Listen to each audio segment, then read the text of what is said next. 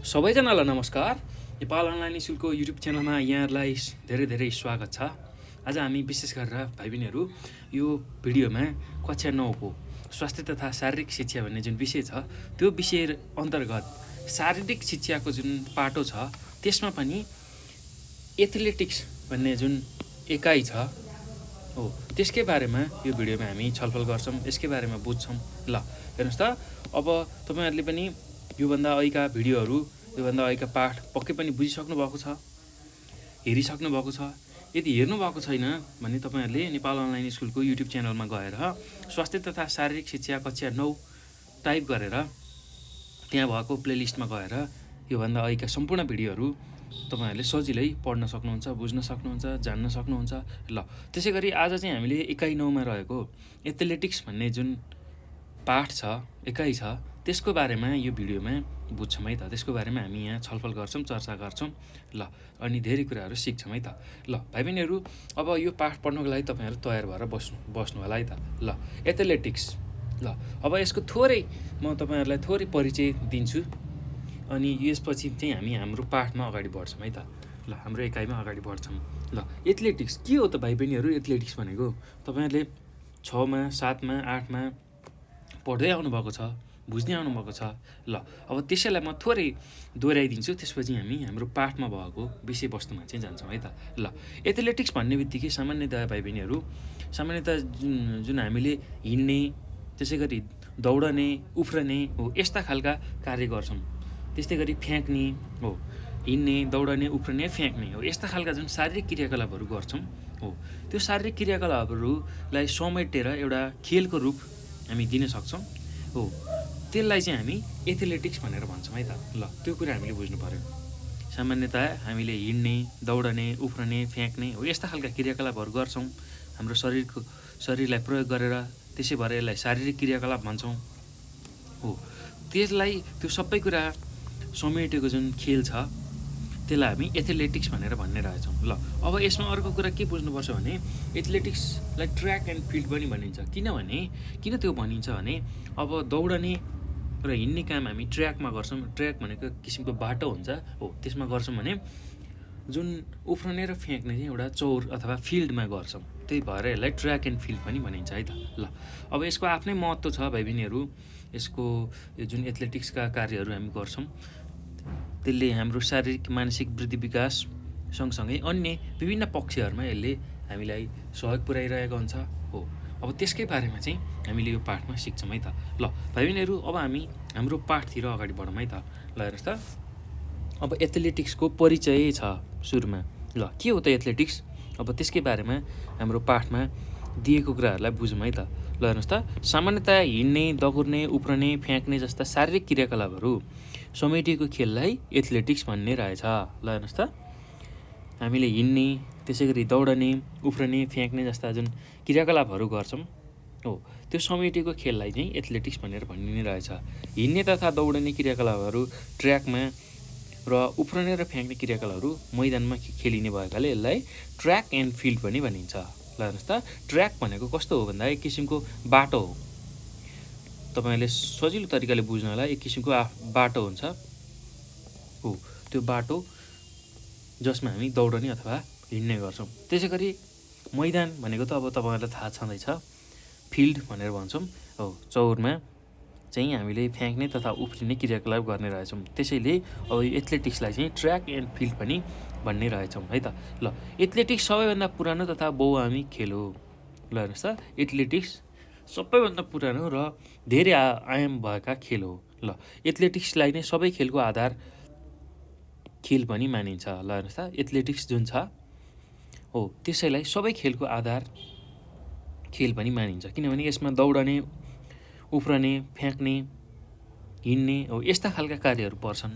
अब त्यो कुराहरू चाहिँ प्रयोग गरेर हामीले विभिन्न खेलहरू खेल्छौँ। जस्तै कि फुटबल खेल्दा पनि भाइ बहिनीहरू अब दौडनु पर्छ, कतिपय अवस्थामा बिस्तारै हिँड्नु पनि पर्छ, कतिपय बेलामा उफ्रनु पर्छ हेडिङ गर्नको लागि हो। त्यस्तै अब क्रिकेट खेल्दा पनि त्यही हो। हेर्नुहोस् त, दौडनु पनि पर्छ क्रिकेटमा, त्यसै गरी हिँड्न पनि पर्छ, त्यसै गरी उफ्रनु पनि पर्छ बल समात्नको लागि। त्यस्तै अब जुन अरू छन्, बास्केटबल छ, भलिबल छ हो, यसमा पनि उफ्रने काम हुन्छ, हिँड्ने काम, दौडने हो, यस्ता खालका काम हुन्छ, फ्याँक्ने काम हुन्छ हो। त्यही भएर चाहिँ अब यो एथलेटिक्सको जुन विधा छ हो, त्यसलाई चाहिँ हामी सबै खेलको आधार मान्न सक्छौँ है त। किनभने यसमा दौडने, उफ्रने, फ्याँक्ने, हिँड्ने यस्ता खालका कार्यहरू हुन्छन् र सम्पूर्ण खेल हामीले जुन खेलहरू खेल्छौँ त्यसमा केही न केही रूपमा हामीले दौडने, उफ्रने, फ्याँक्ने, हिँड्ने यस्ता खालका कार्यहरू गर्छौँ। त्यही भएर अब यो एकदमै बहुआयामिक खेल हो, धेरै आयाम भएको खेल हो र यो चाहिँ सबै खेलको आधार पनि हामी यसलाई मान्न सक्छौँ। ल यति चाहिँ हामीले बुझ्नु पऱ्यो है त एथलेटिक्समा भाइ बहिनीहरू। ल अब यो पछि दौडने काम। ल अब हाम्रो एथलेटिक्सको पहिलो काम भनेको दौडने। ल अब दौडको बारेमा हामी चर्चा गरौँ है त। ल हेर्नुहोस् त, दौड जसलाई हामी अङ्ग्रेजीमा रनिङ भनेर भन्छौँ है त। ल अब हामीले दौड भन्ने बित्तिकै भाइ बहिनीहरू के कुरा बुझ्नुपर्छ भन्दा दौड चाहिँ हाम्रो धेरै थरीका हुन्छन्। छोटो दौड, लामो दौड, मझौला दौड यस्ता खालका विभिन्न दौडहरू हुन्छन्। ल दौड भन्ने बित्तिकै धेरै थरीका हुन्छन्। सबै प्रकारका दौडले हाम्रो अङ्ग तथा प्रणालीहरूलाई स्वस्थ तथा बलियो राख्न सहयोग गर्छ। ल त हामीले जस्तोसुकै दौड दौड्यो भने त्यसले चाहिँ हाम्रो अङ्ग र प्रणालीलाई चाहिँ स्वस्थ र बलियो बनाउँछ। छोटो तथा मध्यम दूरीको दौड प्रतियोगिता ट्र्याक बनाएर क्राउच स्टार्टबाट सुरु गरिन्छ। ल अब छोटो तथा मध्यम दूरीको जुन दौड प्रतियोगिता छ त्यो चाहिँ एउटा ट्र्याक हिँड्ने, ट्र्याक भनेको हिँड्ने बाटो हो, त्यो दौडने बाटो तपाईँहरूले यहाँ चित्रमा पनि देख्न सक्नुहुन्छ। ल हेर्नुहोस् त, यो एउटा ट्र्याक हो भाइ बहिनीहरू। यहाँबाट एकजना अगाडि कुद्छ, त्यसै गरी अर्को एकजना यसरी कुद्छ, अर्को खेलाडी यसरी कुद्छ। यसरी कुद्ने जुन बाटो छ त्यसलाई हामी ट्र्याक भनेर भन्छौँ है भाइ बहिनीहरू। ल त्यो कुरा चाहिँ तपाईँहरूले बुझ्नु होला हो। ट्र्याक बनाएर क्राउच स्टार्ट भनेको जहाँबाट चाहिँ दौड सुरु गर्छौँ हामीले, एउटा पोजिसन बनाएर बस्छौँ दौडनको लागि। एउटा त्यसको छुट्टै नियम छ, दौडनेको लागि एउटा पोजिसन बनाउनुपर्छ भन्ने नियम छ। अनि त्यहाँ अब कतिपय अवस्थामा कमान्डरले अथवा त्यो दौड स्टार्ट गर्नको लागि सङ्केतहरू दिन्छ, जस्तै बन्दुक पड्काउने, सिटी बजाउने हो, यस्तो खालको कुराहरू गर्छ है दौड सुरु गर्नको लागि। ल तपाईँहरूले पनि त्यसरी दौडिनु भएको होला। ल त्यो कुरा याद गर्नु होला है। अब क्राउच स्टार्ट भनेको जहाँबाट चाहिँ दौड सुरु गरिन्छ, दौडनको लागि एउटा पोजिसन बनाएर बसिन्छ हो, त्यो पोजिसनबाट हामी दौडनु पर्ने हुन्छ हो। ल हेर्नुहोस् त, अब के कुरा बुझ्नु पऱ्यो भने अब छोटो तथा मध्यम दूरीको जुन दौड प्रतियोगिता हुन्छ त्यसलाई चाहिँ एउटा ट्र्याक बनाएर चाहिँ हामीले सम्पन्न गर्ने रहेछौँ र क्राउच स्टार्टबाट त्यो दौड सुरु हुने रहेछ। ल अन्य दौड प्रतियोगिता सञ्चालन गर्न स्तरयुक्त ट्र्याकको आवश्यकता पर्दैन। ल यहाँ छोटो र मझौला दौडको बारेमा हामी चर्चा गर्छौँ। ल यो पाठमा हामीले छोटो र मझौला दौडको मात्रै चर्चा गर्छौँ। ल जसलाई चाहिँ एउटा ट्र्याक चाहिन्छ, ट्र्याक बनाएर मात्रै दौडनु पर्ने हुन्छ र क्राउच स्टार्टबाट यो सुरु गरिन्छ। ल त्यस्तै अब ठुल्ठुला लामा दौडहरू, म्याराथनका दौडहरूमा चाहिँ हामीलाई स्तरयुक्त ट्र्याक चाहिँदैन। एउटा रोड भएपछि त्यसमा दौडने विभिन्न खालका अब दौडका अभ्यास हुन्छन्। काहीँ पहाडहरूमा दौडिने अभ्यास हुन्छ, काहीँ समतल भागमा दौडिने अभ्यास हुन्छ, विभिन्न खालका अभ्यास हुन्छ है त। ल त्यसैले अब यहाँ छोटो दौड र मझौला दौडमा चाहिँ एउटा ट्र्याक हामीलाई आवश्यक पर्छ, एउटा निश्चित बाटो हामीलाई आवश्यक पर्छ र त्यही बाटोमा चाहिँ खेलाडीहरूले दौडने काम गर्छन्। ल यो कुरा चाहिँ हामीले बुझ्नुपर्छ है त भाइ बहिनीहरू। ल हेर्नुहोस् त, मैले देखाइसकेँ ट्र्याक भनेको तपाईँलाई के हो भनेर। यसरी एउटा खेलाडी हिँड्ने जुन बाटो छ त्यसलाई हामी ट्र्याक भनेर भन्छौँ है त। ल यो कुरा तपाईँहरूले बुझ्नु होला। अब यो पछि हेर्नुहोस् त, अब छोटो दौडको कुरा गरौँ, किनभने हामीले यो पाठमा छोटो दौड र मझौला दौडको बारेमा मात्र चर्चा गर्छौँ। ल अब पहिलो छ हेर्नुहोस् त, छोटो दौड जसलाई हामी सर्ट डिस्टेन्स रेस भनेर भन्छौँ, अङ्ग्रेजीमा सर्ट डिस्टेन्स रेस। ल छोटो दौडलाई सर्ट डिस्टेन्स रेस। ल अब छोटो दौडलाई स्प्रिन्ट पनि भन्ने गरिन्छ। ल हेर्नुहोस् त, छोटो दौडलाई अर्को नाम के दिएको छ भन्दा स्प्रिन्ट भनेर नाम दिएको छ। छोटो दौडलाई स्प्रिन्ट भनेर हामी भन्छौँ, छोटो दौडलाई स्प्रिन्ट। ल स्प्रिन्ट पनि भन्ने गरिन्छ। ल हेर्नुहोस् त, 100 मिटर, 200 मिटर, 400 मिटरसम्मको जुन दौड छ त्यसलाई हामी छोटो दौड भनेर भन्छौँ। ल छोटो दौड भन्ने बित्तिकै हामीले कति मिटरको भनेर बुझ्नुपर्छ। 400 मिटरभन्दा तलको दौड 100 मिटर हुनसक्छ, 200 मिटर हुनसक्छ अथवा 400 मिटर हो। यो कुरा हामीले बुझ्नु पऱ्यो है। 100 मिटर, 200 मिटर र 400 मिटरसम्मको जुन दौड छ त्यसलाई हामी छोटो दौड भनेर भन्छौँ। ल, छोटो दौड ट्र्याकमा दौडिने गरिन्छ। ल हेर्नुहोस् त, जहिले पनि छोटो दौड दौडिनु पऱ्यो भने हामीले एउटा ट्र्याक, निश्चित ट्र्याक हुन्छ। ट्र्याक भनेको तपाईँले बुझिसक्नुभयो, एउटा बाटोमा चाहिँ हामीले दौडिनुपर्छ। एउटा ट्र्याक, निश्चित ट्र्याक हुन्छ दौडनको लागि। अब दौडनको लागि बनाइएको जुन बाटो अथवा गल्लीहरूलाई ट्र्याक भनिन्छ। ल, तपाईँहरूले यसलाई बुझिसक्नुभयो, यो कुरा तपाईँहरू बुझ्नुहोस् है त। ल, त्यस्तै गरी अब ट्र्याकमा कम्तीमा पनि 6 देखि 8वटासम्म दौडिने गल्लीहरू हुन्छन्। ल, जुन ट्र्याक बनाइएको हुन्छ त्यसमा चाहिँ 6 देखि 8जना दौडन मिल्ने चाहिँ त्यस्तो खालको बाटो अथवा गल्ली बनाइएको हुन्छ। जुन प्रत्येक दौडने गल्ली 1.22 मिटर चौडाइ भएको हुन्छ। ल हेर्नुहोस् त, जुन यहाँ चित्रमा देखाइएको छ, ल हेर्नुहोस् त, यो पनि एउटा गल्ली हो अथवा ट्र्याक हो अथवा बाटो हो। यसलाई यसरी बुझौँ। ल, अब यसको चाहिँ चौडाइ कति हुने रहेछ भन्दाखेरि 1.22 मिटर चाहिँ यसको चौडाइ हुने रहेछ। 1.22 मिटर यसको चौडाइ हुने रहेछ। ल, अब छोटो दूरीको दौडमा आफ्नो ट्र्याक बदलेर दौडन पाइँदैन। ल हेर्नुहोस् त, यहाँ हामीले सम्झिनै पर्ने कुरा भनेको यो छोटो दौडमा जहिले पनि आफ्नै ट्र्याकमा, आफ्नै बाटोमा, आफ्नै गल्लीमा मात्र हामीले दौडिनुपर्छ।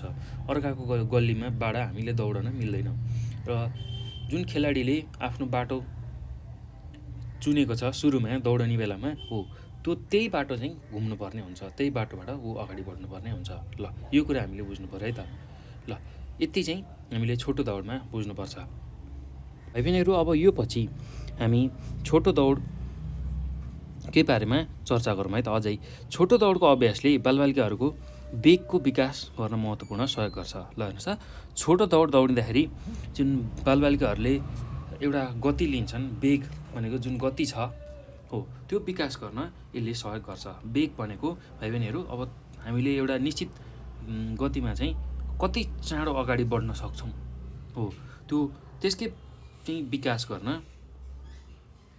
यसले हामीलाई सहयोग पुर्याउँछ। ल, यो कुरा हामीले बुझ्नु पऱ्यो है त। ल, छोटो दौडको अभ्यास हामीले गऱ्यौँ भने के हुने रहेछ भाइ बहिनीहरू, चाहिँ हाम्रो वेगको विकास हुन सक्दो रहेछ। ल, अब वेग भनेको कुनै वस्तु ज्यादै छिटो चल्ने अथवा शीघ्र गति, एकदम चाँडो गतिमा चाहिँ हामीलाई अगाडि बढाउनको लागि यसले सहयोग गराउने रहेछ। ल, अब छोटो दौड दौडनको लागि केही आदेशहरू हुन्छन्, त्यही आदेशको बारेमा हामी बुझौँ है त। ल, छोटो दौड दौडनको लागि जहिले पनि केही आदेश दिइन्छ र त्यही आदेशको आधारमा हामी छोटो दौड दौडिन्छन्। ल, अब पहिलो आदेश के छ हेर्नुहोस् त। पहिलो आदेश भनेको on your mark, on your mark.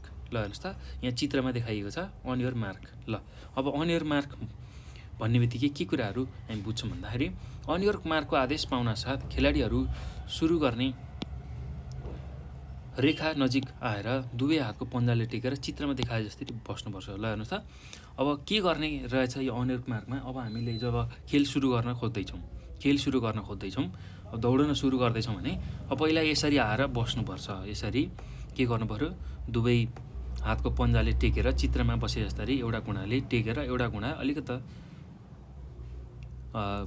गुणा मार्ने, एउटा गुणालाई चाहिँ टेक्ने, अर्कोले चाहिँ गोडाले टेक्ने र दुवै पन्जाले यसरी जमिनमा छोएर त्यो जुन लाइन छ दौडने लाइन, त्योभन्दा त्यसलाई ठ्याक्कै त्यो लाइनमा आएर बस्नु पऱ्यो। त्यो लाइनलाई ननागिकन आएर बस्नु पऱ्यो। त्यसै गरी अर्को छ, अब दोस्रो आदेश के छ भन्दा गेट सेट। ल, अन योर मार्क भनेको अब दौडनको लागि एउटा पोजिसन बनाएर बस्नु पऱ्यो। गेट सेटको आदेश पाउनासाथ खेलाडीहरू घुँडालाई केही सिधा पारेर सम्पूर्ण शरीरको तौल हातमा पर्ने गरी चित्रमा देखाए जसरी बस्नुपर्छ। ल हेर्नुहोस् त, तपाईँहरूले पनि यसको अभ्यास गर्नुभएको होला भाइ बहिनीहरू छोटो खालको दौडमा। अन योर मार्क, त्यसै गरी सेट अथवा गेट सेट। ल, अब चित्रमा यसरी हेर्नुहोस् त, दुवै गोडालाई अलिकता घुँडालाई केही सिधा बनाएर यहाँ चित्रमा देख्न सक्नुहुन्छ।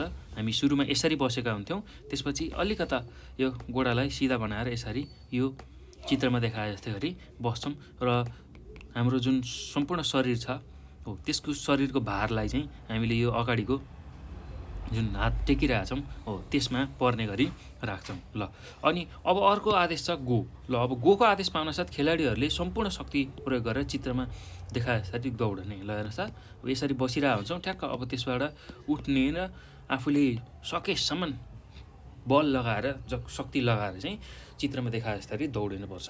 ल यसरी चाहिँ हामीले यो छोटो दौडमा विभिन्न आदेशहरूको पालना गरेर दौडनु पर्ने हुन्छ। सुरुमा एउटा पोजिसन बनाएर बस्ने एउटा अवस्था बनाउने अनुरूप मार्गमा, त्यसै गरी गेट सेटमा अब त्यो जुन घुँडा खुम्चाएको हुन्छ त्यसलाई अलिकति सिधा बनाउँदै आफ्नो शरीरको भारलाई चाहिँ आफ्नो हातमा पारेर बस्ने, यहाँ चित्रमा देखाए जस्तै। र गो भन्ने बित्तिकै आफ्नो भयभरको शक्ति लगाएर, सामर्थ्य लगाएर अगाडि दौडने। ल यसरी चाहिँ हामी छोटो दौड दौडन सक्छौँ है त। ल भाइ बहिनीहरू, अब यो पछि अर्को छ मझौला दौड। ल हामीले यो पाठमा मझौला दौडको बारेमा मात्रै र छोटो दौडको मात्रै चर्चा गर्छौँ। त्यसैले अब हामीले छोटो दौडको भर्खरै सकायौँ पढेर, अब मझौला दौडको बारेमा चर्चा गरौँ है त। ल मझौला दौड भन्ने बित्तिकै middle distance race. Middle distance race, ल के हो त यो मिडल डिस्टेन्स रेस?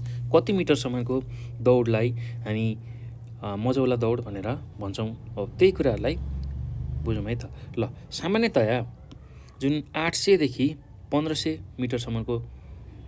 मिटरसम्म लामो दौडलाई हामी मझौला दौड भनेर भन्ने गर्छौँ है त। ल सामान्यतया 800देखि 1500 मिटरसम्मको जुन लामो दौड छ त्यसलाई हामी मझौला दौड भनेर भन्ने गर्छौँ। ल हेर्नुहोस् त, 800देखि 1500 मिटरसम्मको जुन लामो दौड छ त्यसलाई हामी मझौला दौड भनेर भन्छौँ। ल मझौला दौड पनि ट्र्याकमै दौडिन सकिन्छ। ल हेर्नुहोस् त, मझौला दौडलाई पनि हामीले ट्र्याकमै दौडन सक्ने रहेछौँ। त्यसै गरी ट्र्याकमा दौडिँदा ट्र्याकको एक घुम्तीसम्म आफ्नो गल्लीमै दौडिनुपर्छ भने घुम्ती पुरा भएपछि ट्र्याक परिवर्तन गर्न पाइन्छ। ल हेर्नुहोस् त, छोटो दौडमा चाहिँ एउटै ट्र्याकमा मात्र दौडिन पाइन्थ्यो, एउटै गल्लीमा मात्र दौडिन पाइन्थ्यो भने मझौला दौडमा चाहिँ के गर्न पाइन्छ? एउटा के फाइदा छ भन्दाखेरि ट्र्याकको एक घुम्ती हुन्छ, यस्तो खालको ट्र्याक हुन्छ। अब त्यहाँ एक घुम्ती, यहाँबाट एकजनाले दौडेर यसरी यसलाई पार गरेर यहाँसम्म आयो भने उसले अर्को खालको ट्र्याकमा पनि उसले त्यहाँ अगाडि बढ्न सक्छ है त। त्यही भन्न खोजेको। ल एउटा घुम्ती पार गरिसकेपछि चाहिँ अर्को ट्र्याक परिवर्तन गर्न पाइन्छ, उसले अर्को ट्र्याकबाट चाहिँ ऊ दौडिन पाउँछ है त। ल त्यति कुरा चाहिँ हामीले बुझ्नु पऱ्यो, यो कुरा हामीले बिर्सनु भएन है त मझौला दौडमा। ल त्यस्तै धावकलाई उछिनेर अगाडि जाँदा जहिले पनि दायाँतिरबाट मात्र गर्नुपर्छ। ल जो अर्को आफ्नो खेलाडी छ, आफ्नो धावक साथी छ हो, उसलाई चाहिँ उछिनेर अगाडि हामीले जानु पऱ्यो भने जहिले पनि दाहिनेतिरबाट मात्रै त्यो गर्नुपर्ने रहेछ, दाहिनेतिरबाट मात्रै उसलाई उछिनेर अगाडि जानुपर्ने रहेछ। ल यो पनि मझौला दौडमा हामीले सम्झिनुपर्ने कुरा हो है त। ल त्यस्तै मझौला दौडको अभ्यासले बालबालिकाहरूको गति तथा सहनशीलताको विकास गर्न महत्त्वपूर्ण सहयोग गर्छ। ल हेर्नुहोस् त, यो मझौला दौडले के गर्ने रहेछ हामी जस्ता बालबालिकाहरूको लागि भन्दाखेरि उनीहरूको गति जुन छ, अगाडि बढ्ने गति हो, त्यसको विकास गर्ने रहेछ, वेगको विकास गर्ने रहेछ र सहनशीलता। विशेष गरेर भाइ बहिनीहरू तपाईँहरूले पनि यसको अभ्यास गर्नुभएको होला। यो गर्दाखेरि अब त्यो निश्चित दूरी 800देखि 1500 मिटरसम्मको दूरी हामीले पार गर्नु छ, त्यसको लागि त हामीलाई एकदम धैर्यशील, सहनशील भएर चाहिँ त्यो दौड पार गर्नुपर्ने हुन्छ। यदि साँच्चै नै हामी त्यसमा अगाडि बढ्ने हो, त्यसलाई त्यो दौडमा जित हासिल गर्ने हो भने हामी सहनशील हुनुपर्छ है त।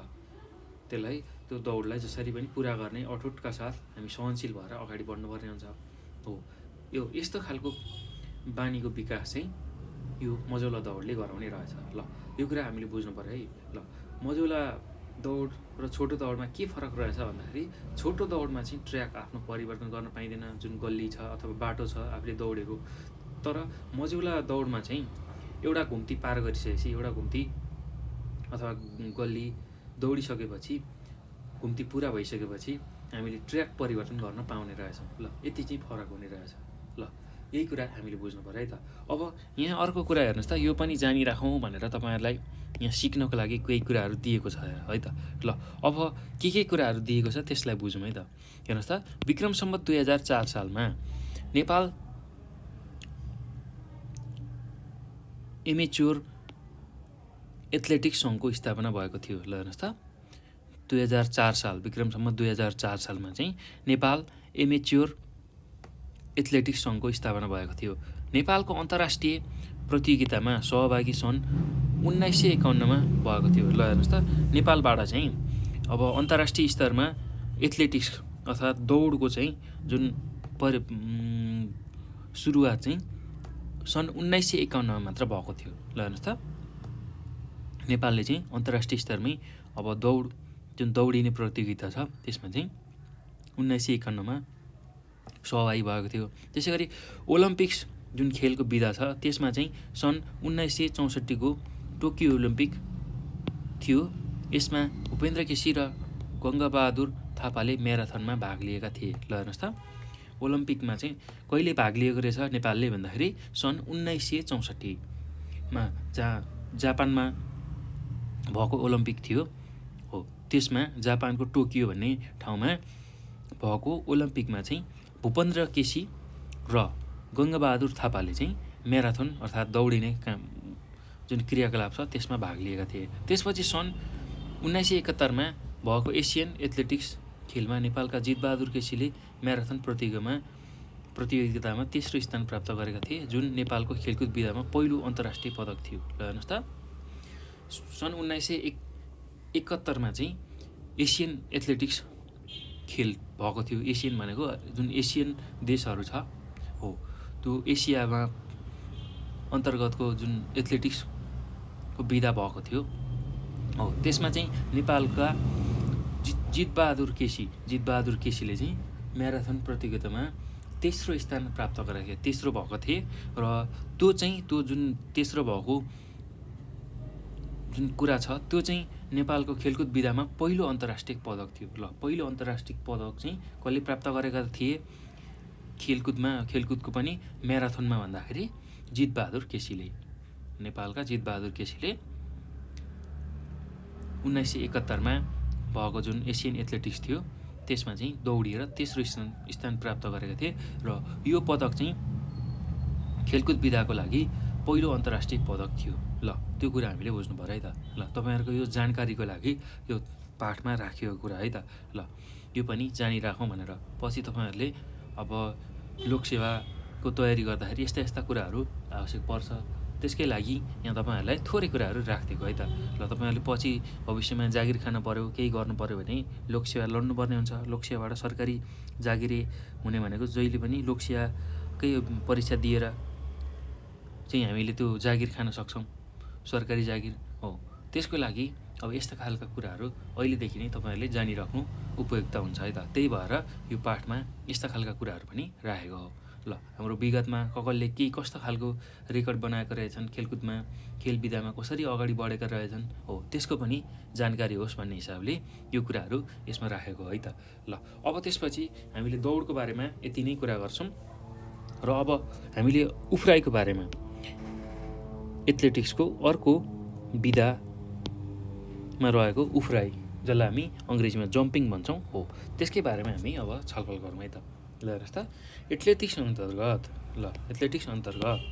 अर्को महत्त्वपूर्ण विधा उफ्राइ हो। ल, यो तपाईँहरूलाई थाहा भएकै कुरा हो। हामीले एथलेटिक्स भन्ने बित्तिकै दौडने, उफ्रने, हिँड्ने, फ्याँक्ने यो कार्यलाई लिन्छौँ। अब त्यसमध्येमा उफ्राइ पनि एउटा एथलेटिक्सको महत्त्वपूर्ण विधाको रूपमा हामी यसलाई लिन्छौँ है त। ल, अधिकतम दूरीमा लङ जम्प गर्नका लागि खेलाडीले तीव्र वेगमा हात, खुट्टा तथा शरीरको स्थिति समन्वय मिलाएर उफ्रनुपर्छ। ल हेर्नुहोस् त, अधिकतम दूरीमा लङ जम्प गर्नको लागि एकदम धेरै दूरी बनाएर लङ जम्प लामो उफ्राइ गर्नको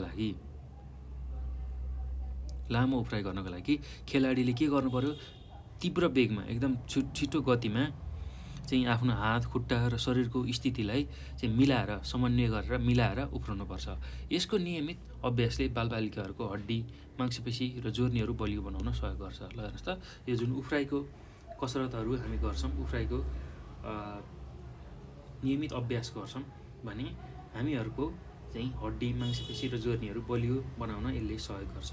विशेष गरेर बालबालिकाहरू चाहिँ वृद्धि विकास भइरहेको हुन्छ उनीहरूको शरीरको हो, त्यो शरीरको वृद्धि विकास गर्नको लागि उनीहरूको हड्डी, मांसपेशी र जोर्नीहरू बलियो बनाउन चाहिँ यसले सहयोग गर्दछ। ल, यो कुरा तपाईँहरूले बुझ्नु पर्यो है त। ल, अब यो पछि भाइ बहिनीहरू अब प्रयोगात्मक खेल, हेर्नुहोस् त, प्रयोगात्मक खेलको बारेमा हामी चर्चा गरौँ। ल, अब कसरी चाहिँ गरिन्छ त प्रयोगात्मक खेल कसरी उफ्राइ गरिन्छ त्यसकै बारेमा हामी यहाँ बुझ्न गइरहेछौँ है त। ल अब सबै कुराहरू प्रयोगात्मक तरिकाले हामी यसलाई अगाडि बुझ्दै जान्छौँ है त। कसरी चाहिँ प्रयोगात्मक तरिकाले खेल खेल्न सकिने रहेछ, उफ्राइ गर्न सकिने रहेछ। ल अब त्यसकै बारेमा बुझौँ है त। अब यो प्रयोगात्मक खेल किन चाहियो त भन्दाखेरि हामीले जुन लङ जम्प गर्छौँ हो, त्यो लङ जम्प राम्रोसँग पूर्ण रूपमा सिकाउनको लागि चाहिँ यो प्रयोगात्मक खेलले उफ्राइ गर्ने विभिन्न सिपहरू छ, त्यसले चाहिँ लामो उफ्राइ गर्नको लागि हामीलाई सिकाउँछ। अर्थात् लङ जम्प खेल सिकाउनको लागि यसले सहयोग गर्दछ। ल त्यसकै लागि चाहिँ हामीले यो प्रयोगात्मक खेल विभिन्न तरिका छ उफ्रने हो, त्यही कुराहरू हामीले सिक्नुपर्ने रहेछ। ल उफ्राइ खेलका लागि निम्नलिखित प्रयोगात्मक खेलहरू खेल्नुपर्छ जसले लङ जम्प खेल सिकाउन महत्त्वपूर्ण सहयोग गर्छ। ल हेर्नुहोस् त, पहिलो कस्तो खालको खेल खेल्न सकिने रहेछ भन्दा स्क्वाट उफ्राइ। ल स्क्वाट जम्प भनेर यसलाई अङ्ग्रेजीमा भन्न सक्छौँ हामी। ल स्क्वाट उफ्राइ। ल अब यो स्क्वाट उफ्राइ कसरी गरिन्छ ल यसलाई बुझ्दै जाउँ है त। ल विद्यार्थीहरूलाई विभिन्न समूहमा विभाजन गरी स्क्वाट उफ्राइ गर्ने तरिकाको प्रशिक्षण तथा प्रदर्शन गरी देखाउनु पर्दछ। यो खेल सञ्चालन गर्न चुना, सिटी, फिता लगायतका सामग्रीहरूको आवश्यक पर्छ। ल हेर्नुहोस् त, अब यो विद्यार्थीहरूलाई लङ जम्प राम्रोसँग गराउनका लागि त्यसको अभ्यासको लागि चाहिँ स्क्वाट जम्प गराउन सकिने रहेछ, स्क्वाट उफ्राइ गराउन सकिने रहेछ। त्यसको लागि अब यहाँ चित्रमा पनि देखाइएको छ, हेर्नुहोस् त, यसरी हामी एउटा समूह बनाएर बस्ने, विद्यार्थीको समूह बनाएर बस्ने र अब यसमा प्रशिक्षण दिने, कसरी उफ्रने भनेर प्रशिक्षण हामीले दिनुपर्छ है त।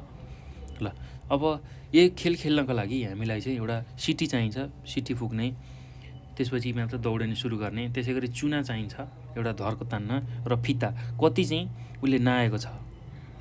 खेल मैदान बनाउँछौँ, त्यसको यसरी यहाँ लाइन, यहाँबाट चाहिँ दौडिनुपर्छ भनेर यसरी चुना राखेर त्यो लाइन बनाउँछौँ, त्यसको लागि चुना चाहियो। त्यसै गरी अब दौडिनुपर्छ अथवा उफ्रिने काम गर्नुपर्छ भनेर सिटी हामीलाई चाहिन्छ, र कति टाढा चाहिँ उफ्रियो त्यो नाप्नको लागि हामीलाई नाप्ने फिता चाहिन्छ है त। हो, यस्तो खालको सामग्री हामीलाई चाहिने रहेछ। ल अब हेर्नुहोस् त, चुना र फिताको सहयोगले माथि चित्रमा देखाए जस्तै गरी सुरु गर्ने रेखा बनाउनु पर्छ। ल हेर्नुहोस् त, चुना र फिताको सहयोगले चाहिँ यहाँ चित्रमा देखाए जस्तै, तपाईँहरूले यहाँ पनि देख्न सक्नुहुन्छ, यो चित्रमा देखाए जस्तै हेर्नुहोस् त, यहाँनिर एउटा लाइन बनाएको छ, रेखा बनाएको छ हो। सुरु गर्ने, जहाँबाट चाहिँ सुरु गर्ने हो त्यो रेखा हामीले बनाउनुपर्छ। विद्यार्थीहरूलाई 3-3 जनाको समूहमा विभाजन गर्नुपर्छ। ल हेर्नुहोस् त, यो जसरी बसेको समूह बनाएर बसेको विद्यार्थी छ त्यसलाई ती 3 जना चाहिँ समूह बनाइदिने। यो खेल 3 चरणमा समाप्त हुन्छ। ल हेर्नुहोस् त, 3 चरणमा चाहिँ यो खेल समाप्त हुने रहेछ। शिक्षकले सिटी बजाएपछि वा अन्य सङ्केत दिएपछि सुरु गर्ने रेखालाई नछोई खुट्टाको पन्जाले टेकी जतिसक्दो अगाडि उफ्रिनुपर्छ। ल हेर्नुहोस् त, 3 चरणमा यो खेल समाप्त गर्ने रहेछौँ। जब शिक्षकले अथवा सिटी बजाउँछ, उसले सिटी बजाएपछि हामीले यसरी उफ्रिनुपर्ने रहेछ। ल आफूले यो जुन रेखा छ जहाँबाट चाहिँ उफ्रिन सुरु गर्ने हो, त्यसलाई नछोइकन खुट्टाको पन्जाले टेकी जतिसक्दो अगाडि हामीले उफ्रने कार्य गर्नुपर्ने रहेछ। ल पहिलो व्यक्तिले ल्यान्डिङ गरेको ठाउँ दोस्रो खेलाडीको सुरु गर्ने ठाउँ बन्दछ। ल हेर्नुहोस् त, पहिलो व्यक्तिले जहाँनिर यहाँ ल्यान्डिङ गर्छ हो, त्यो चाहिँ अब दोस्रो खेलाडीको सुरु गर्ने ठाउँ, यहाँबाट चाहिँ अब दोस्रो खेलाडीले यसरी जम्प गर्न अथवा उफ्रन सुरु गर्ने रहेछ। ल अब त्यस्तै दोस्रो खेलाडीको ल्यान्डिङ गरेको ठाउँ तेस्रो खेलाडीको सुरु गर्ने ठाउँ भन्छ। ल हेर्नुहोस् त, अब यो दोस्रो खेलाडी यहाँ ल्यान्डिङ गर्यो भने अब तेस्रो खेलाडीको लागि चाहिँ यहाँबाट चाहिँ उफ्रने ठाउँ हुने रहेछ। ल उफ्रने ठाउँ बन्ने रहेछ। ल ल्यान्डिङ गर्दा हातले वा शरीरका अन्य भागले पछाडि छुनु पाउँदैन। ल हेर्नुहोस् त, जब उफ्रिएर हामी ल्यान्डिङ गर्छौँ, उफ्रिएर भुइँमा जमिनमा टेक्छौँ, त्यति बेला चाहिँ हातले वा शरीरका अन्य भागले पछाडि छुन हुँदैन। ल त्यो कुरा हामीले बुझ्नु पऱ्यो। यदि छोएकै ठाउँमा अर्को खेलाडीको सुरु गर्ने ठाउँ भन्छ। ल यदि यसरी छोयो भने त्यही छोएकै ठाउँमा चाहिँ अर्को खेलाडीको चाहिँ त्यो उफ्रनेको लागि सुरु गर्ने ठाउँ भन्छ। ल यो कुरा हामीले बुझ्नु पऱ्यो है त। ल भाइ बहिनीहरू, केही गाह्रो छैन, एकदम सजिलो छ। ल यतिलाई हामीले बुझ्नु पऱ्यो है। पहिला यति कुरा बुझ्नु पऱ्यो। ल पहिला के गर्ने रहेछ, हामीले चुना सिटी लगायतको जुन सामग्री छ फिता त्यो लिने, त्यसै गरी समूहमा विभाजित भएर बस्ने र सुरुमा एउटा लाइन अथवा रेखा बनाउने चुना र फिताको सहयोगले, यहाँ चित्रमा देखाए जस्तै गरी। त्यो गरिसकेपछि ती तीनजनाको समूहमा विभाजित हुने, हामी जतिजना छौँ कक्षामा ती तीनजनाको समूहमा विभाजित हुने र अब 3 चरणमा यो खेललाई हामीले समाप्त गर्न सक्छौँ। पहिला अब शिक्षकले एउटा सिटी अथवा कुनै सङ्केत दियो अब उफ्रनुपर्छ भनेर भन्यो भने अब सुरुमा त्यो जुन रेखा बनाएको छ जहाँबाट चाहिँ हामी उफ्रिन खोजिरहेछौँ हो त्यो रेखा नछोइकन पहिलो उफ्रने व्यक्तिले उफ्रने, त्यसपछि जहाँ उसले ल्यान्डिङ गर्छ त्यो ठाउँ भनेको दोस्रो खेलाडी अथवा दोस्रो व्यक्तिको लागि, उफ्रने व्यक्तिको लागि त्यो चाहिँ उफ्रने अथवा उफ्रनको लागि सुरु गर्ने ठाउँ हुन्छ दोस्रोको लागि। त्यसै गरी अब त्यो उफ्रिएर जहाँनिर पुग्छ, जहाँनिर आफूलाई ल्यान्डिङ गराउँछ त्यो ठाउँ चाहिँ तेस्रो खेलाडीको लागि उफ्रने ठाउँ बन्छ। ल यसरी चाहिँ हामीले यो स्क्वाड उफ्राइ गर्न सक्ने रहेछौँ, स्क्वाड जम्प गर्न सक्ने रहेछौँ। र ल्यान्डिङ गर्दाखेरि चाहिँ ख्याल गर्नुपर्ने कुरा भनेको शरीरका अन्य भाग अथवा हातले चाहिँ पछाडि छुन नपाइने रहेछ। ल यति कुरा चाहिँ हामीले बुझ्नुपर्छ है त। यदि छोयो भने त्यही छोएकै ठाउँबाट अर्को खेलाडीले चाहिँ उफ्रने काम गर्नुपर्ने रहेछ। ल यति कुरा हामीले बुझ्नु पर्यो है त। अब अर्को छ साथीलाई नाग्ने खेल। ल हेर्नुहोस् त, साथीलाई नाग्ने खेल। ल साथीलाई नाग्ने, उफ्रेर साथीलाई नाग्ने खेल। ल अब पहिला के गर्न सकिन्छ त्यसको लागि हेर्नुहोस् त, विद्यार्थीहरू 4-5 मिटरको दूरीमा लाइन बनाएर बस्नुपर्छ। ल हेर्नुहोस् त, 4-5 मिटरको दूरी बनाएर एउटा लाइनमा बस्ने। सबैभन्दा अगाडिको साथी घोप्टो परेर बस्नुपर्छ। सबैभन्दा अगाडिको साथी यसरी लाइनमा हामी बस्ने, यसरी लाइनमा बसिरहेछौँ हो। अब यो मान्छे सबैभन्दा अगाडि छ भने ऊ चाहिँ के गर्छ, आएर घोप्टो परेर बस्छ। यसरी चित्रमा देखाए जसरी घोप्टो परेर बस्छ। सबैभन्दा अगाडिको साथी घोप्टो परेर बस्नुपर्छ। दोस्रो साथी दौडिँदै आएर घोप्टो परेको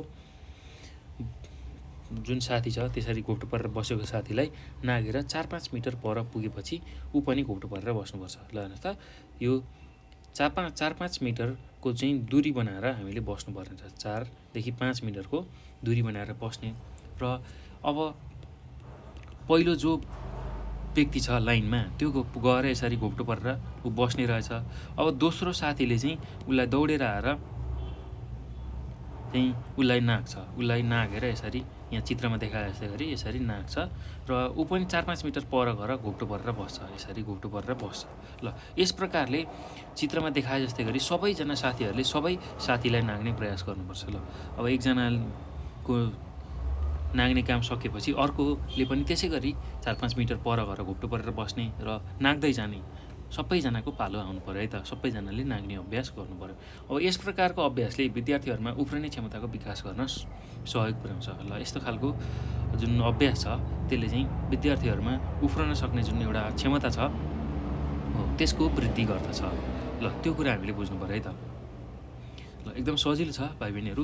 अब यसको प्रयास अथवा यसको जुन हामीले अभ्यास गर्दै गयौँ भने, यसको अभ्यासको प्रयास गर्दै गयौँ भने त्यसलाई लामो समयसम्म गर्दाखेरि हामी लामो उफ्राइ गर्न सक्छौँ है त। ल उफ्रिने बानी विकास गराउँदै जाँदाखेरि लामो लामो उफ्राइहरू हामी गर्न सक्छौँ। अब त्यही उफ्राइको बारेमा हामी चर्चा गरौँ है त। ल लामो उफ्राइ जसलाई हामी अङ्ग्रेजीमा लङ जम्प भनेर भन्छौँ। ल कसरी हुने रहेछ त्यो लामो उफ्राइ त्यसकै बारेमा हामी चर्चा गरौँ। ल अब लामो उफ्राइ सञ्चालन गर्नका लागि दौड पथ, एउटा दौडिने मार्ग चाहियो। त्यसै गरी टेक अफ बोर्ड र ल्यान्डिङ गर्ने क्षेत्र हामीलाई आवश्यकता पर्छ। ल सुरुमा अलिकति दौडिनु पर्यो, दौडिने पथ, त्यसै गरी टेक अफ जहाँबाट चाहिँ हामीले हाम्रो शरीरलाई हावामा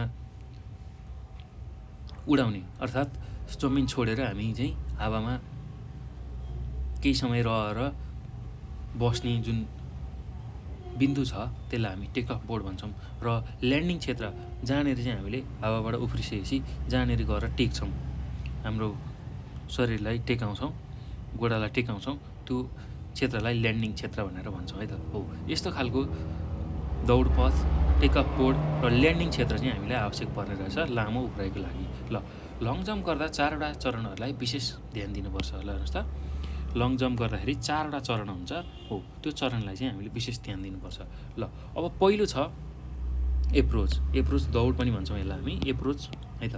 ल एप्रोच भनेको के हो भन्दाखेरि भाइ बहिनीहरू, लङ जम्प गर्नको लागि तीव्र गतिको आवश्यकता पर्दछ। त्यसका लागि खेलाडीहरू 40 मिटर जति दौडनु नै एप्रोच दौड हो। ल अब यसरी यहाँ एउटा खेलाडी छ, अब उसले चाहिँ के गर्नु पर्यो भन्दाखेरि 40 मिटर जति चाहिँ दौडिनु पर्यो। किनभने एउटा यहाँनिर एउटा टेकअफ बोर्ड भन्ने हुन्छ, यहाँबाट चाहिँ उसले यसरी जति सक्दो टाढा उफ्रिनु पर्ने हुन्छ हो। लङ जम्प गर्नको लागि अब यसरी लामो दूरी पार गर्न, यसरी दौडेर लामो दूरी पार गर्नको लागि हामीले केही समय चाहिँ एकदम मजाले तीव्र गतिमा दौडनु पर्छ, तीव्र गतिको आवश्यकता पर्छ, तीव्र गतिमा हामीले दौडनु पर्छ हो।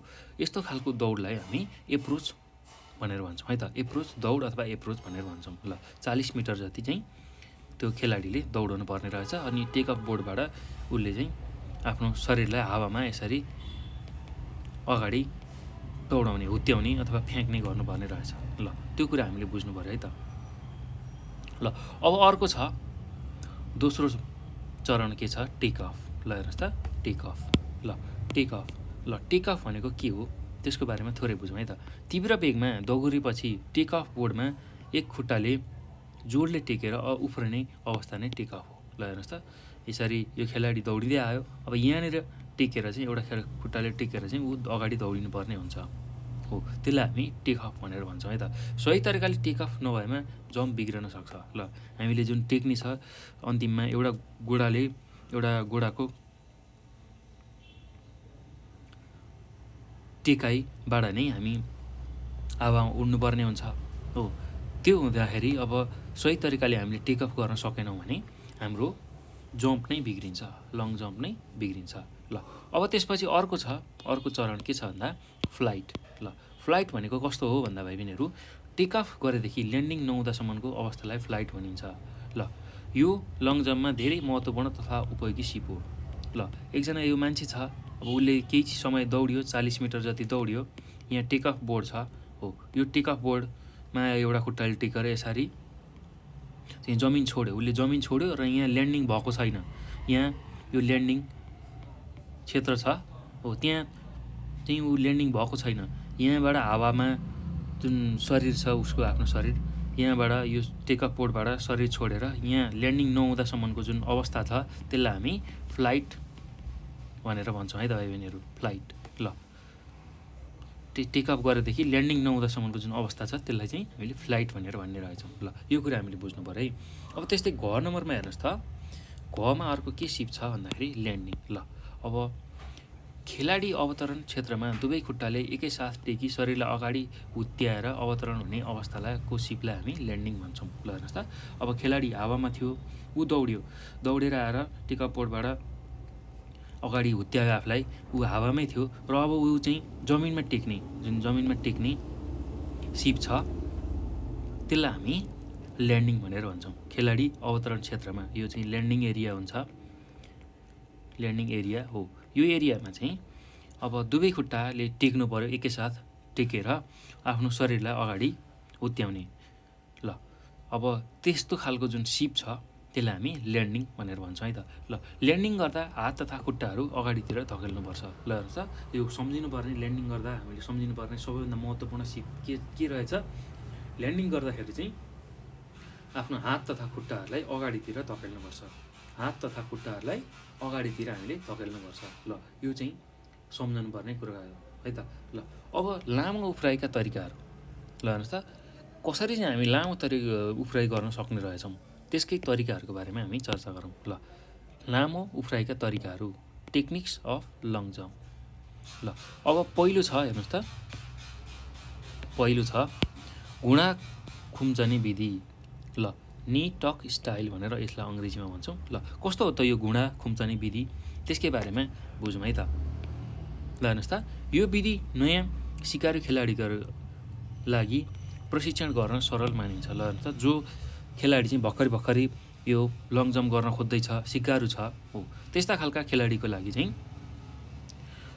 चाहिँ यो प्रशिक्षण गर्न सरल मानिन्छ। र यस्तो खालको जुन घुँडा खुम्चाउने विधि चाहिँ भर्खरै आएको जो धावक छ, लामो उफ्राइ गर्न खोज्ने मान्छे छ, उसलाई सिकाउन सकिन्छ है त। ल, घुँडा खुम्चाउने विधि। अब यो विधिबाट लामो उफ्राइ गर्दा खेलाडीको हावामा उडेको अवस्थामा खुट्टा खुम्चाएर शरीरको माथिल्लो भाग केही अगाडि झुकाएका हुन्छ। ल हेर्नुहोस् त, अब यो विधिमा चाहिँ जुन घुँडा खुम्चाउने विधि छ, त्यसमा चाहिँ जब खेलाडीले फ्लाइट गर्छ, जमिन छोडेर टेकअफबाट चाहिँ ऊ माथि उफ्रिन्छ, त्यो गर्दाखेरि हावामा हुँदाखेरि चाहिँ उसले के गर्नुपर्छ भन्दा आफ्नो जुन खुट्टा छ हो, यो खुट्टालाई अलिकति खुम्चाएर यहाँ चित्रमा देखाए जस्तै शरीरको माथिल्लो भागलाई केही अगाडि झुकाउनुपर्छ। ल, यो शरीरको माथिल्लो भागलाई केही अगाडि झुकाउनुपर्छ। ल, यो हामीले यहाँ चित्रमा पनि देख्न सक्छौँ है त। ल, तपाईँहरूले बुझिसक्नुभयो होला। हावामा जब हामी उडिरहेको हुन्छौँ त्यो बेला चाहिँ हामीले खुट्टालाई अलिकता खुम्चाएर हाम्रो शरीरको माथिल्लो भागलाई चाहिँ अलिकता अगाडि झुकाउनु पर्ने हुन्छ। त्यो गरियो भने हामी लामो उफ्राइ गर्न सक्छौँ है त। ल, त्यस्तै गरी अब अर्को विधि के छ भन्दा ह्याङ विधि। ल, जसलाई हामी ह्याङ स्टाइल भन्छौँ। ल, अब यो चाहिँ कसरी गरिन्छ हेर्नुहोस् त, यसको प्रक्रिया बुझौँ। लङ जम्प गर्दा टेकअफ गरेदेखि ल्यान्डिङ गर्दासम्म शरीरको आकृतिलाई धनुष जस्तै पार्ने पद्धतिलाई ह्याङ विधि भनेर भनिन्छ। ल हेर्नुहोस् त, जहाँ हामी लङ जम्प गरिरहेछौँ त्यो गर्दाखेरि टेकअफबाट हामीले आफ्नो शरीर हावामा छोड्यौँ र ल्यान्डिङ नगर्दासम्म हाम्रो शरीरलाई धनुष जस्तो बनाउने जुन पद्धति छ त्यसलाई हामी ह्याङ विधि भन्छौँ। ल, नयाँ सिकारुको लागि पनि यो विधि बढी उपयोगी हुन्छ। ल, नयाँ सिकारु जसले चाहिँ लङ जम्पको सिकाइ गर्न खोजिरहेछन् हो, त्यो सिकारुको लागि पनि यो विधि बढी उपयोगी हुन्छ। ल, अब अर्को विधि छ लङ जम्प गर्ने, लामो उफ्राइ गर्ने विधिमा हिच किक विधि।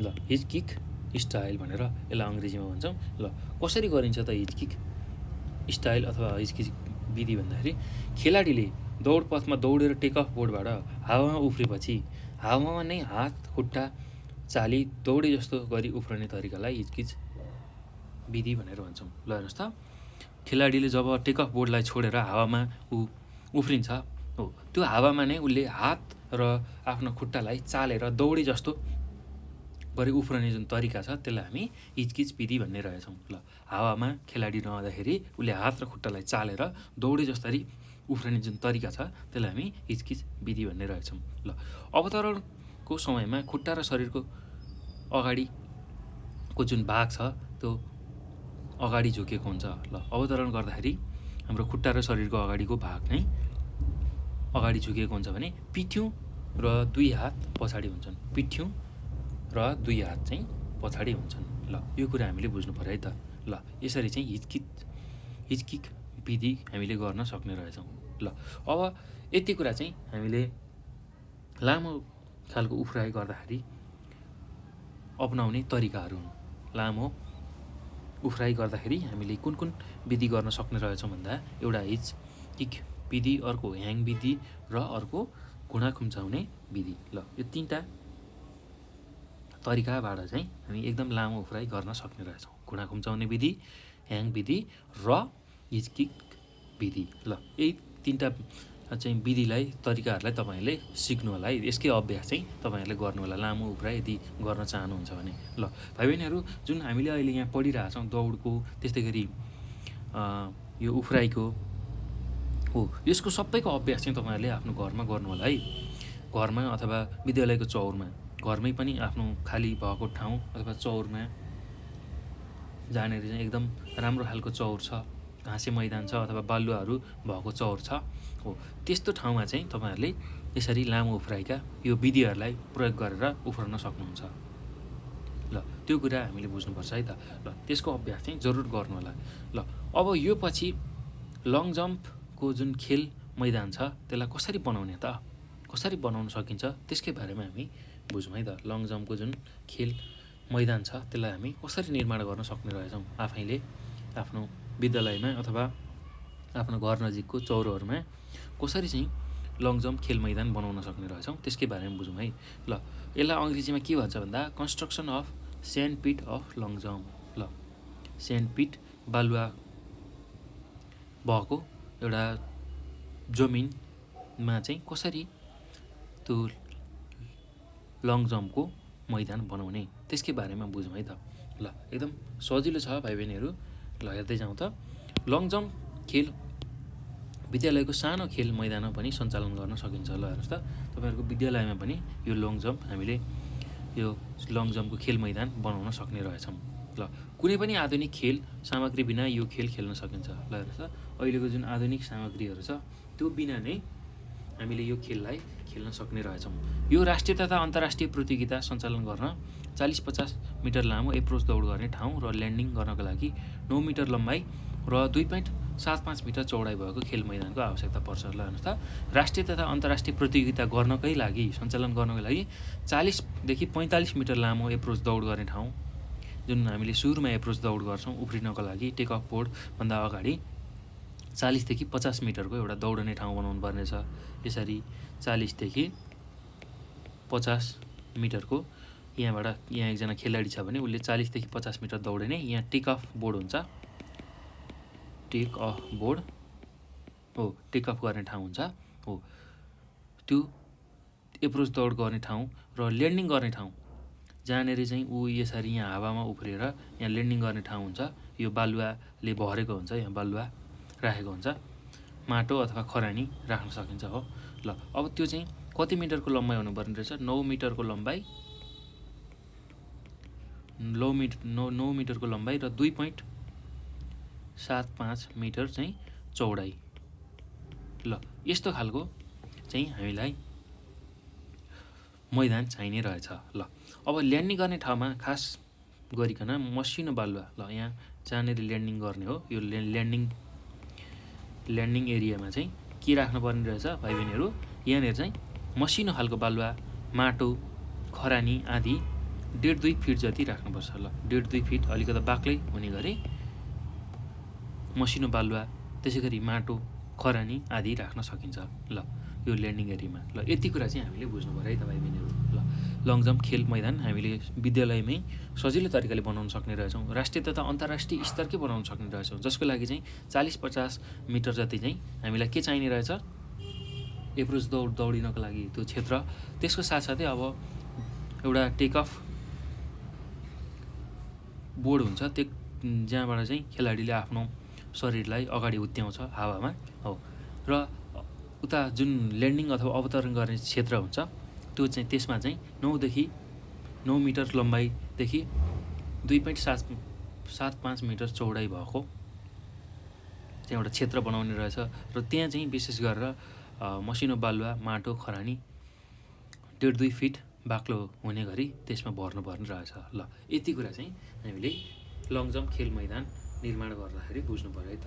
ल अब यो पछि हेर्नुहोस् त, खेल सञ्चालन। ल कसरी चाहिँ अब यो लङ जम्प खेललाई सञ्चालन गर्ने त, त्यसकै बारेमा बुझौँ है त। ल जसलाई हामी अफिसिएटिङ भनेर भन्छौँ अङ्ग्रेजीमा। ल कसरी चाहिँ अब यो लङ जम्प खेल सञ्चालन हुने रहेछ त्यसकै बारेमा हामी बुझौँ है त। ल हेर्नुहोस् त, लङ जम्प सञ्चालन गर्नका लागि रेफ्री 1 जना, जजहरू 4 जनाभन्दा बढी, अभिलेखकर्ता 1 जना, मार्शल 1 जना, सहयोगी केही र आवश्यक सामग्री अथवा आवश्यक मात्रामा दूरी मापन गर्ने केही निर्णायकहरूको व्यवस्था गर्नुपर्छ। ल हेर्नुहोस् त, कसरी खेल्न सकिने रहेछ, सञ्चालन गर्ने रहेछ भन्दाखेरि लङ जम्प गर्दाखेरि अब रेफ्री 1 जना रेफ्री चाहियो, त्यो खेललाई हेर्ने रेफ्री चाहियो।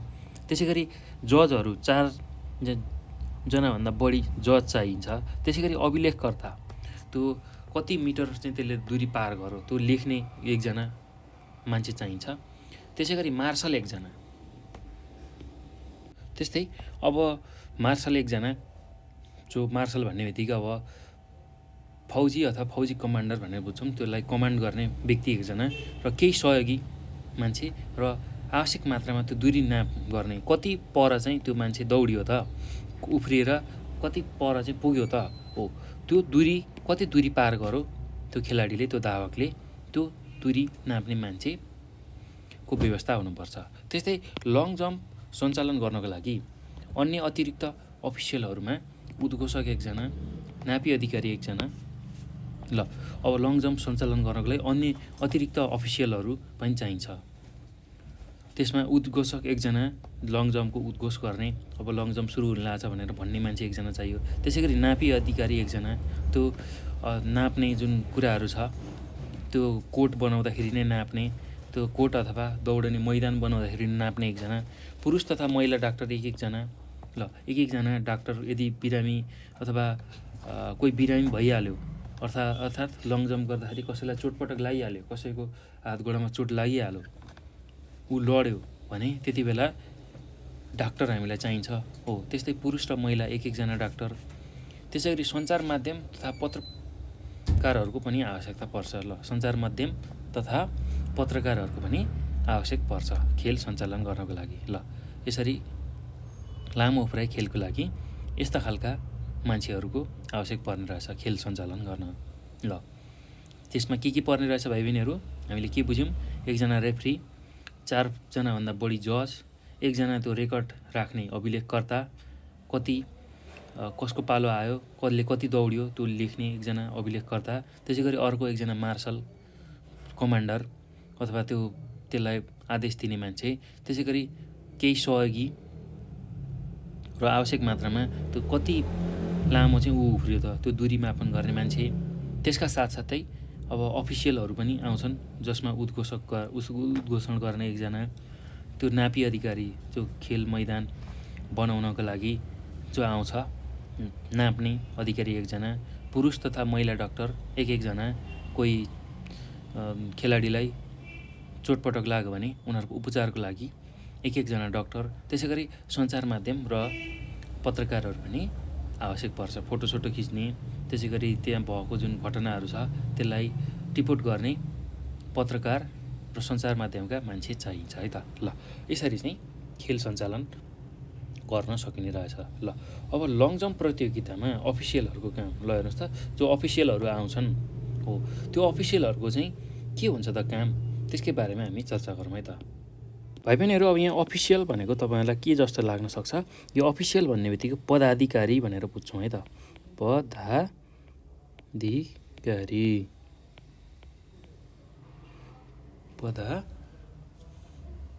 ल यो कुरा हामीले बुझ्नु पर्यो। खेलकुद पदाधिकारीहरू त्यहाँ आउँछन् हो। अब त्यो लङ जम्प प्रतियोगितामा पदाधिकारीहरू आएका हुन्छन् हो, त्यो कुरा हामीले बुझ्नु पर्छ है त। ल पदाधिकारी, पदा चाहिँ भएछ है भाइ बहिनीहरू, पदाधिकारी। ल पदाधिकारी, ल पदाधिकारी चाहिँ आउँछन् है त। अब हेर्नुहोस् त, पहिलो काम के हुने रहेछ त्यो पदाधिकारीहरूको भन्दा, प्रमुख निर्णायकले ल्यान्डिङ क्षेत्र ठिक छ कि छैन। ल हेर्नुहोस् त, प्रमुख निर्णायकले के गर्छ, त्यो ल्यान्ड गर्ने क्षेत्र ठिक छ कि छैन। त्यसै गरी बालुवामा खनजोत गरेर सम्याएको छ कि छैन, त्यो जहाँनिर बालुवा थुपारिन्छ त्योभन्दा तल खनजोत गरेर सम्याएको छ कि छैन। त्यसै गरी टेक अफ बोर्ड जुन हुन्छ जहाँबाट चाहिँ खेलाडी उफ्रिन्छ हो, त्यहाँ चुना लगाएको छ कि छैन। त्यस्तै गरी खेलाडीहरूले गरेको जम्प ठिक छ कि छैन हो, त्यो झन्डा उठाएर सङ्केत गर्नुपर्छ। ल हेर्नुहोस् त, पदाधिकारीले के काम गर्ने रहेछ, यस्ता खालका पदाधिकारीहरू आयो भने प्रमुख निर्णायक हुन्छ जो त्यसमा, त्यसले चाहिँ ल्यान्डिङ क्षेत्र ठिक छ कि छैन, बालुवामा खनेर अथवा त्यहाँ सम्माएको छ कि छैन त्यो हेर्छ। त्यसै गरी टेक अफ बोर्डमा चुना लागेको छ कि छैन, त्यस्तै खेलाडीहरूले गरेको जम्प ठिक छ कि छैन, त्यो चाहिँ झन्डा उठाएर सङ्केत गर्नुपर्छ है त। त्यसै गरी अर्को के गर्छन् भन्दाखेरि पदाधिकारीहरूको अफिसियलहरूको काम के हो भन्दाखेरि, एकजना सहायकले प्रत्येक जम्पपछि जमिनको ल्यान्डिङ क्षेत्रको सतह मिलाउने काम गर्नुपर्छ। ल एकजना सहायकले चाहिँ जसले सहयोग गर्छ हो, त्यसले चाहिँ प्रत्येक जम्प गरिसकेपछि जमिनको ल्यान्डिङ क्षेत्रमा सतह मिलाउने काम गर्छ। किनभने जमिनमा ल्यान्डिङ गर्दाखेरि त्यहाँको बालुवाहरू धसिने, यताउति हुने हुन्छ हो, त्यो बेलामा चाहिँ त्यो सतहलाई हामीले मिलाउनु पर्ने हुन्छ है त। ल त्यस्तै गरी एकजना सहायकले प्रत्येक जम्पपछि बालुवामा छाडेको निशान टेक अफ बोर्डबाट नजिकको चिन्ह लगाउने र नाप्ने फिताको शून्य अङ्कमा राख्नुपर्छ। ल हेर्नुहोस् त, जहाँ अब खेलाडीले जम्प गरिसक्छ, त्यो जम्प गरिसकेपछि चाहिँ बालुवामा छोडेको एउटा निशान हुन्छ उनीहरूको, कहाँनिर कतिसम्म पुग्यो भनेर हो। त्यो चाहिँ टेकअफ बोर्डबाट चाहिँ नजिकको चिन्ह लगाउने, टेकअफ बोर्डबाट नजिकको चिन्ह लगाउने र नाप्ने फिताको शून्य अङ्क त्यहाँ टेकअफ बोर्डमा राखेर अब कति पर चाहिँ त्यो पुगेको छ त्यसलाई नाप्नको लागि त्यो व्यवस्था गर्छ है त।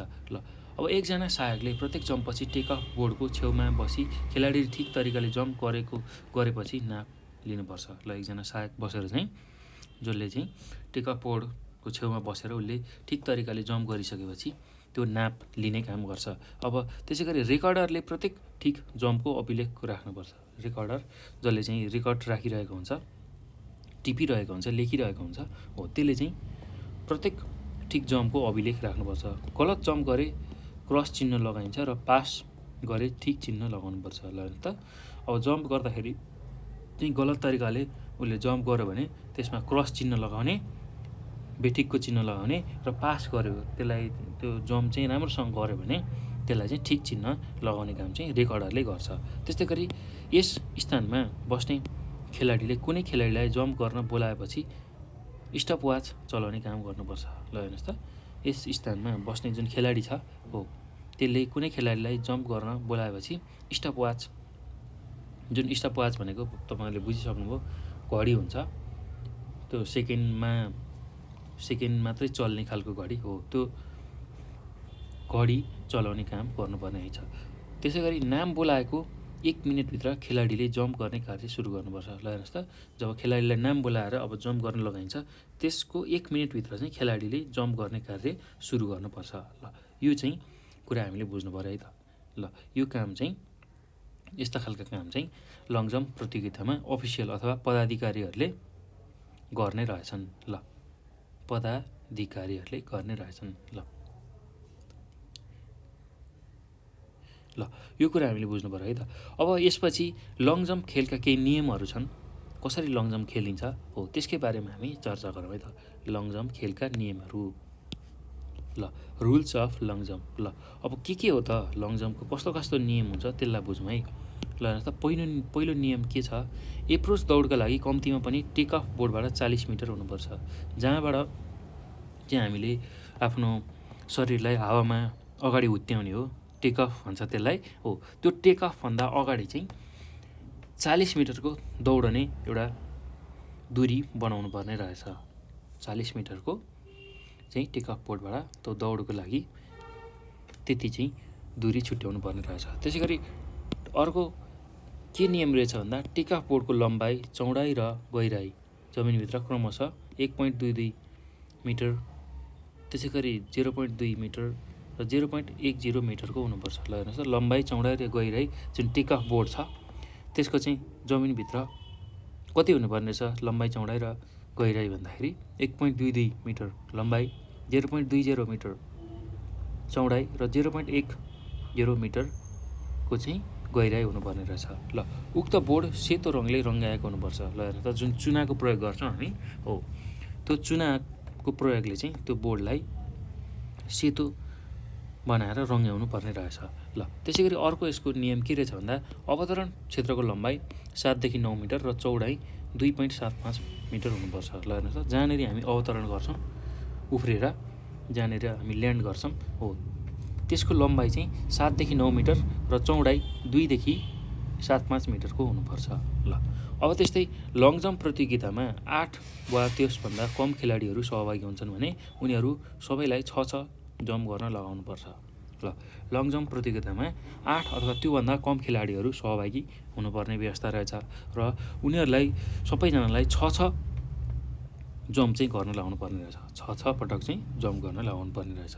ल यदि प्रतियोगितामा 8 जनाभन्दा बढी खेलाडीहरू सहभागी भएमा उनीहरूलाई पहिले 3 जम्पको अभ्यास गराइन्छ, 3 जम्प गराइन्छ। यसरी अर्को 3 जम्प गर्न लगाउँदा पहिले 3 जम्प गर्ने मध्ये सबैभन्दा उत्कृष्ट भएकालाई दोस्रो सूचीको अन्त्यमा राख्नुपर्छ। ल हेर्नुहोस् त, 8 जनाभन्दा बढी खेलाडी भयो भने, सहभागी भयो भने लङ जम्प गर्नको लागि उनीहरूलाई पहिला 3 जनाको जम्प गराइन्छ। ल 3 जना पहिले 3 जम्प गराउनुपर्छ।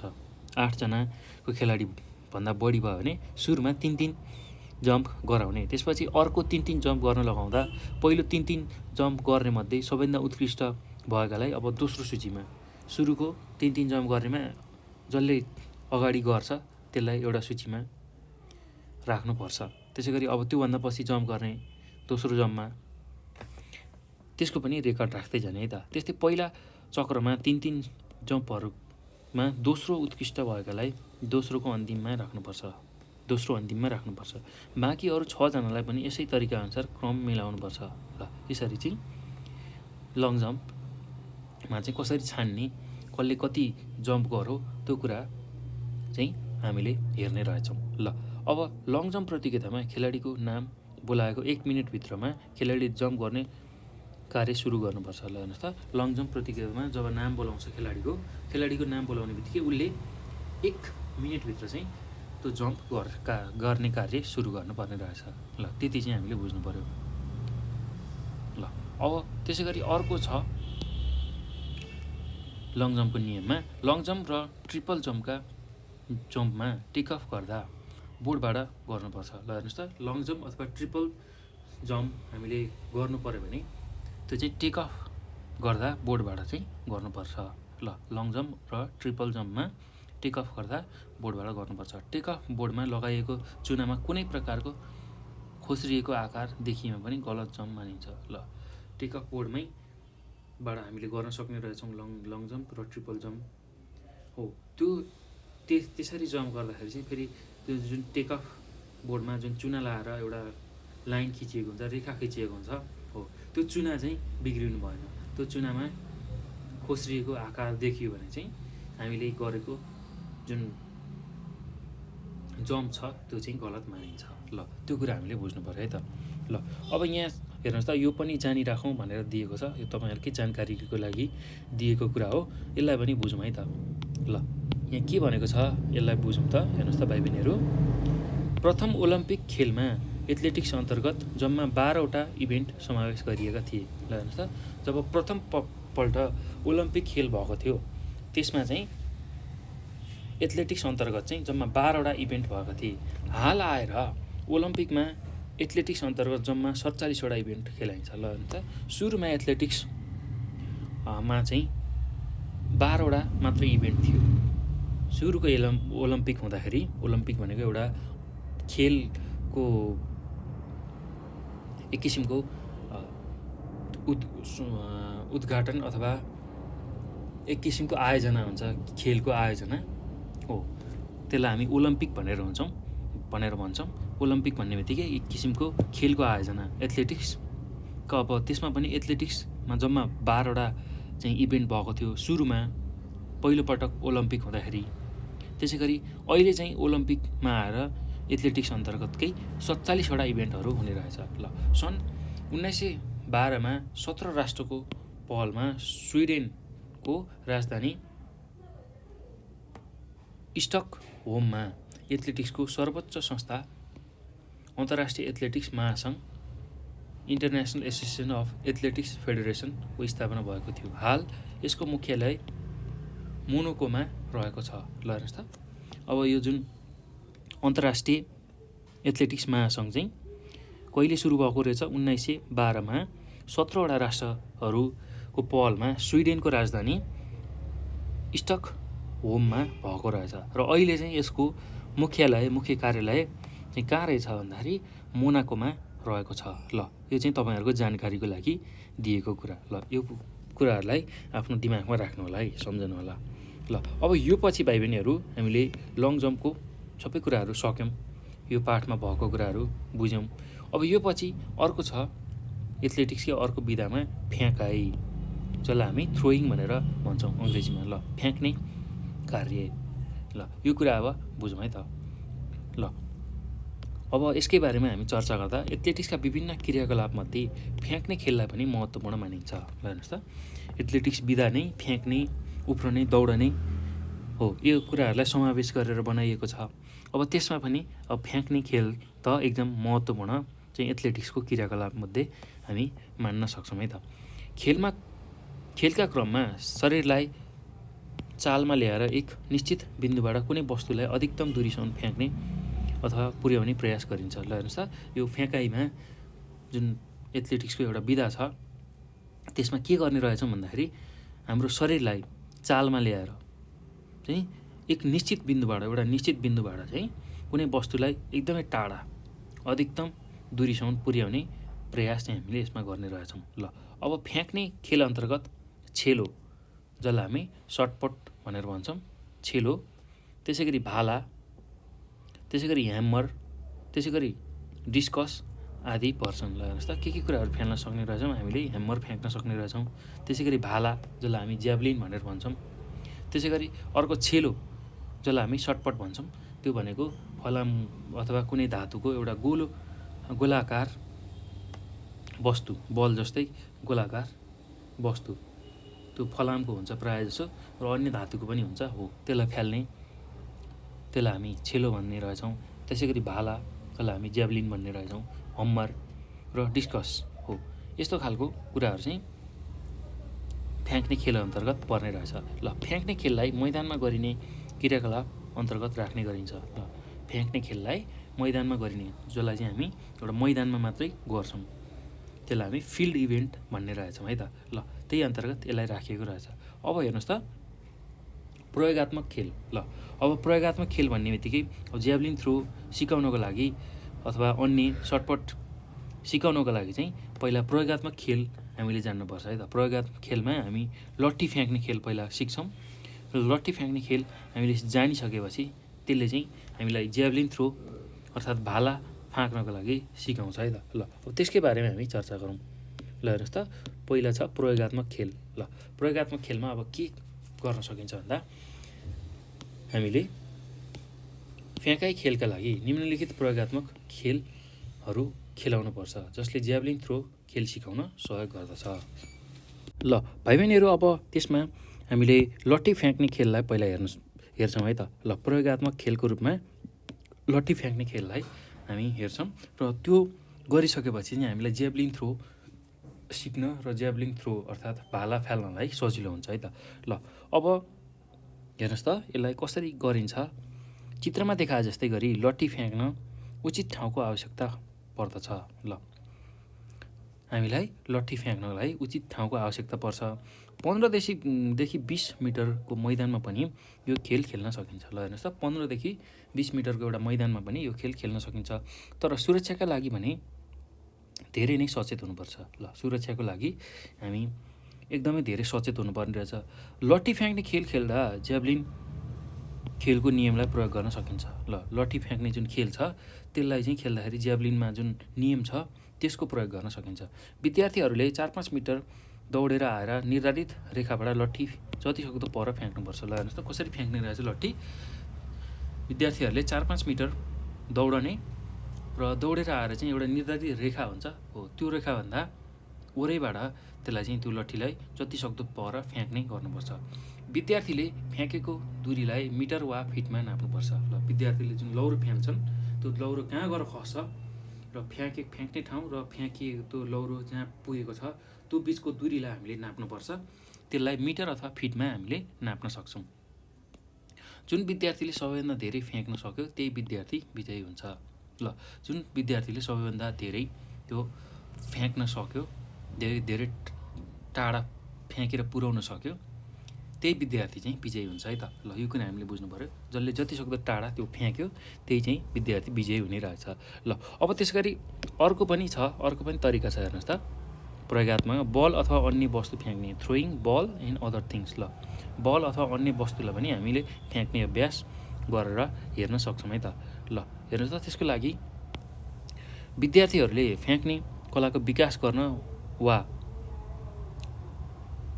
हल्का वस्तुहरू फ्याँक्नको लागि चाहिँ अब बल र अन्य वस्तु हामीले लिएर फ्याँक्न सक्ने रहेछौँ। ल फ्याँक्ने कला विकास गर्नको लागि बल अथवा हल्का वस्तु चाहिँ फ्याँक्ने अभ्यास गर्नुपर्ने रहेछ।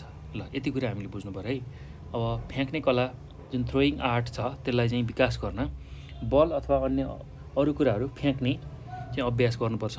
बल फ्याँक्ने अभ्यास गर्दा उठेर वा घुँडा टेकेर एक हात वा दुवै हातले बललाई टाढासम्म पुग्ने गरी फ्याँक्ने गर्नुपर्छ। ल हेर्नुहोस् त, बल फ्याँक्ने अभ्यास गर्दाखेरि उठेर अथवा घुँडा टेकेर उठेर पनि फाल्न सकिन्छ। त्यसै गरी घुँडा टेकेर एक हातले वा दुवै हातले बललाई टाढासम्म पुर्याउने गरी फ्याँक्नु पर्दछ। ल यदि बल छैन भने चङ्गी वा अन्य हल्का वस्तु फ्याँक्न सकिन्छ। ल यदि बल छैन, बल फ्याँक्नको लागि छैन भने चङ्गी अथवा हल्का जुन वस्तुहरू छन् त्यसलाई पनि फ्याँकेर अभ्यास गर्न सकिन्छ है त। ल भाइ बहिनीहरू, यो चाहिँ तपाईँहरूले आफ्नो विद्यालयमा गर्नु होला है। आफ्नो घरको चौरतिर पनि गर्न सक्नुहुन्छ। घर नजिकै कुनै चौर छ भने त्यहाँ पनि यसको अभ्यास गर्न सक्नुहुन्छ। लौरोलाई फ्याँक्न सक्नुहुन्छ, लट्ठी फ्याँक्ने अभ्यास, जसले चाहिँ ज्याभलिन थ्रोको लागि सहयोग गर्छ। त्यसै गरी बल अथवा अन्य हल्का वस्तुहरूलाई तपाईँहरूले फ्याँक्न सक्नुहुन्छ है त। उठेर अथवा घुँडा टेकेर चाहिँ दुवै हातले त्यो बललाई अथवा एकै हातले त्यो बललाई फ्याँक्न सक्नुहुन्छ। ल यसको अभ्यास चाहिँ तपाईँहरूले आफ्नो घरमा गर्नु होला है त। घरमा, त्यसै गरी घर नजिकको चौरमा, विद्यालयमा गर्नु होला। ल एकदम सुरक्षित तरिकाले यसलाई फ्याँक्नु होला। र फ्याँक्दाखेरि कोही मान्छेलाई लाग्न सक्छ, त्यो हेरेर कोही पनि नभएको बेला ठाउँमा त्यस्तो खालको चौरमा चाहिँ यो बल फ्याल्ने र लट्ठी फ्याल्ने अभ्यास गर्न सकिन्छ। हो, यस्तो खालको बल फ्याल्ने अथवा लट्ठी फ्याल्ने अभ्यासले हामीलाई ज्याभलिन थ्रोमा सहयोग गर्छ। ल ज्याभलिन थ्रोको बारेमा अब हामी चर्चा गरौँ है त। के हो त ज्याभलिन थ्रो भन्ने बित्तिकै? ज्याभलिन थ्रो भनेको एक प्रकारको लट्ठी हो, जसलाई हामी भाला अथवा भाला भनेर भन्ने गर्छौँ है त। सामान्य भाषामा भाला भनेर भन्ने गर्छौँ ज्याभलिन थ्रो। ल लट्ठीको टुप्पामा फलामको धातु जोडिएको हुन्छ, हो, त्यसलाई हामी ज्याभलिन भनेर भन्छौँ है त। ल अब यसकै बारेमा अझै चर्चा गरौँ। ल ज्याभलिन थ्रो। ल अब यो हेर्नुहोस् त, ज्याभलिन भनेको एक प्रकारको लट्ठी हो। ल एक प्रकारको लट्ठी रहेछ ज्याभलिन भनेको। लट्ठीको टुप्पोमा फलामको धातु जडान गरिएको हुन्छ। ल यो जुन ज्याभलिन भन्ने एक प्रकारको लट्ठी छ, त्यसमा चाहिँ फलामको धातु त्यसको टुप्पामा जडान गरिएको हुन्छ। गाउँघरतिर यसलाई भाला फ्याँकाइ भन्ने पनि गरिन्छ। ल हेर्नुहोस् त, गाउँघरतिर यसलाई के भन्ने रहेछ? भाला फ्याँकाइ भन्ने गरिरहेछ। ज्याभलिनलाई हातले समाती निर्धारित चाप ननागी जति सक्दो त्यति टाढा पुग्ने गरी फ्याँक्ने खेललाई भाला वा ज्याभलिन थ्रो भनिन्छ। ल हेर्नुहोस् त, ज्याभलिनलाई हातले समातेर निर्धारित चाप ननागी जति सक्दो टाढा चाहिँ हामीले त्यसलाई फ्याँक्न सक्ने अथवा फ्याँक्यौँ भने त्यो खेललाई हामी ज्याभलिन थ्रो भनेर भन्ने रहेछौँ। ल अब यो बेत बाँस, निगालो बाँस तथा अन्य कुनै वस्तुबाट चाहिँ यसको निर्माण गरिएको हुन्छ। बेत बाँस भन्ने हुन्छ, त्यसै गरी निगालो बाँस, त्यसै गरी बाँसै पनि हुन्छ। हो, यस्ता खालका अन्य धातुबाट यसको निर्माण गरिएको हुन्छ। ल हेर्नुहोस् त, कसरी ज्याभलिन थ्रो बनाउने रहेछ भन्दाखेरि एउटा बेत बाँस पाइने रहेछ, अर्को बाँस पाइन्छ, बाँस, त्यसै गरी निगालो पाइन्छ। हो, त्यसमा चाहिँ त्यसको अगाडि टुप्पोतिर फलामको धातु जोडेर बनाउने गरिन्छ। ल अब हेर्नुहोस् त, यसमा केही सिपहरू प्रयोग गरिन्छ ज्याभलिनलाई फ्याल्नको लागि। हो, त्यसकै बारेमा हामी अब बुझौँ है त। ल हेर्नुहोस् त, ज्याभलिन थ्रो गर्नको लागि खेलाडीले ज्याभलिन समात्ने, बोक्ने, एप्रोच दौड, फ्याँक्ने र फर्कने सिपहरूको दक्षता प्राप्त गर्नुपर्छ। ल हेर्नुहोस् त, ज्याभलिन थ्रो फ्याल्नको लागि चाहिँ खेलाडीहरूमा ज्याभलिनलाई समाउने तरिका जान्नुपर्ने रहेछ, उनीहरूले त्यो सिप जान्नुपर्ने रहेछ, त्यसै गरी त्यसलाई बोक्न जान्नुपर्ने रहेछ। एप्रोच दौड, अलिकति दौडेर त्यसलाई फ्याँक्नुपर्ने हुन्छ, त्यसलाई हामी एप्रोच दौड भन्छौँ। र त्यसलाई फ्याँक्ने कार्य गरिन्छ र त्यो ज्याभलिन फ्याँकिसकेपछि फर्कने काम हुन्छ।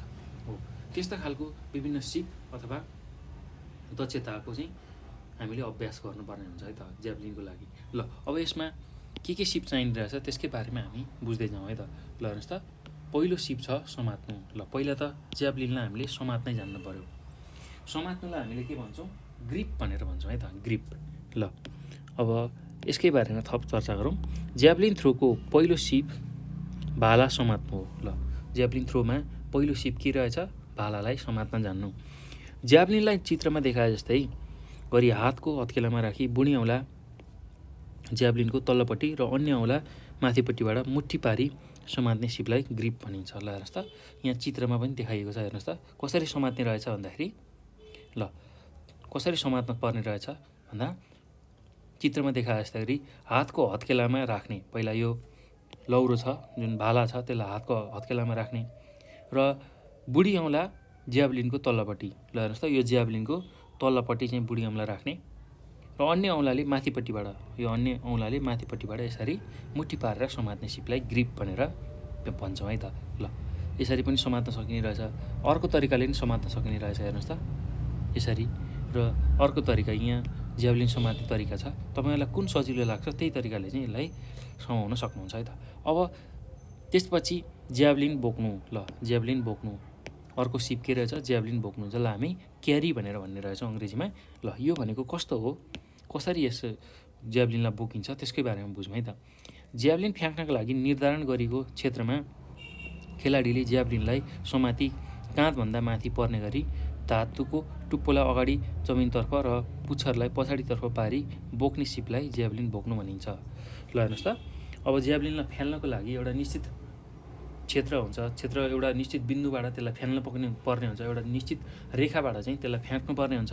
अब त्यहाँसम्म पुग्नको लागि पहिला ज्याभलिनलाई हामीले चाहिँ समात्न जान्नु पऱ्यो। समात्न जानिसकेपछि अब त्यसलाई बोक्ने आफ्नो काँधभन्दा माथि पर्ने गरी चाहिँ त्यसलाई बोक्नु पऱ्यो। बोक्दाखेरि कसरी बोक्ने भन्दा जुन धातुको टुप्पो छ त्यसलाई चाहिँ अगाडितर्फ जमिनतर्फ र पछाडिको जुन पुच्छर छ पछाडिको भागलाई पछाडितर्फ पारी बोक्ने जुन सिप छ त्यसलाई हामी ज्याभलिन बोक्नु भनेर भन्छौँ है त। ल यस अवस्थामा भाला काँधभन्दा तल गर्नु हुँदैन। ल हेर्नुहोस् त, जुन ज्याभलिन छ त्यसलाई चाहिँ हामीले काँधभन्दा तल पार्नुहुन्न, जहिले पनि काँधभन्दा माथि नै भालालाई पार्नुपर्छ। ल अब यो पछि अर्को सिप छ एप्रोच। ल हेर्नुहोस् त, अर्को सिप छ एप्रोच। ल अब ज्याभलिन ठिक तरिकाले समातेर 4 मिटर चौडाइ र 30 देखि 36.50 मिटर लामो दौड पथमा दौडने सिप नै एप्रोच हो। ल एप्रोच भन्ने बित्तिकै जहिले पनि दौडने सिप भनेर बुझ्छौँ है हामी। ल त्यो कुरा हामीले बुझ्नुपर्छ। अब ज्याभलिनलाई हामीले ठिकसँग समातेर अब केही मिटर चाहिँ हामीले दौडेर त्यसलाई फ्याँक्नुपर्ने हुन्छ हो। अब 4 मिटर चौडाइ र 30 देखि 36.50 मिटर चाहिँ हामीले लामो त्यो पथ हुन्छ, त्यसमा दौडिनु नै एप्रोच हो।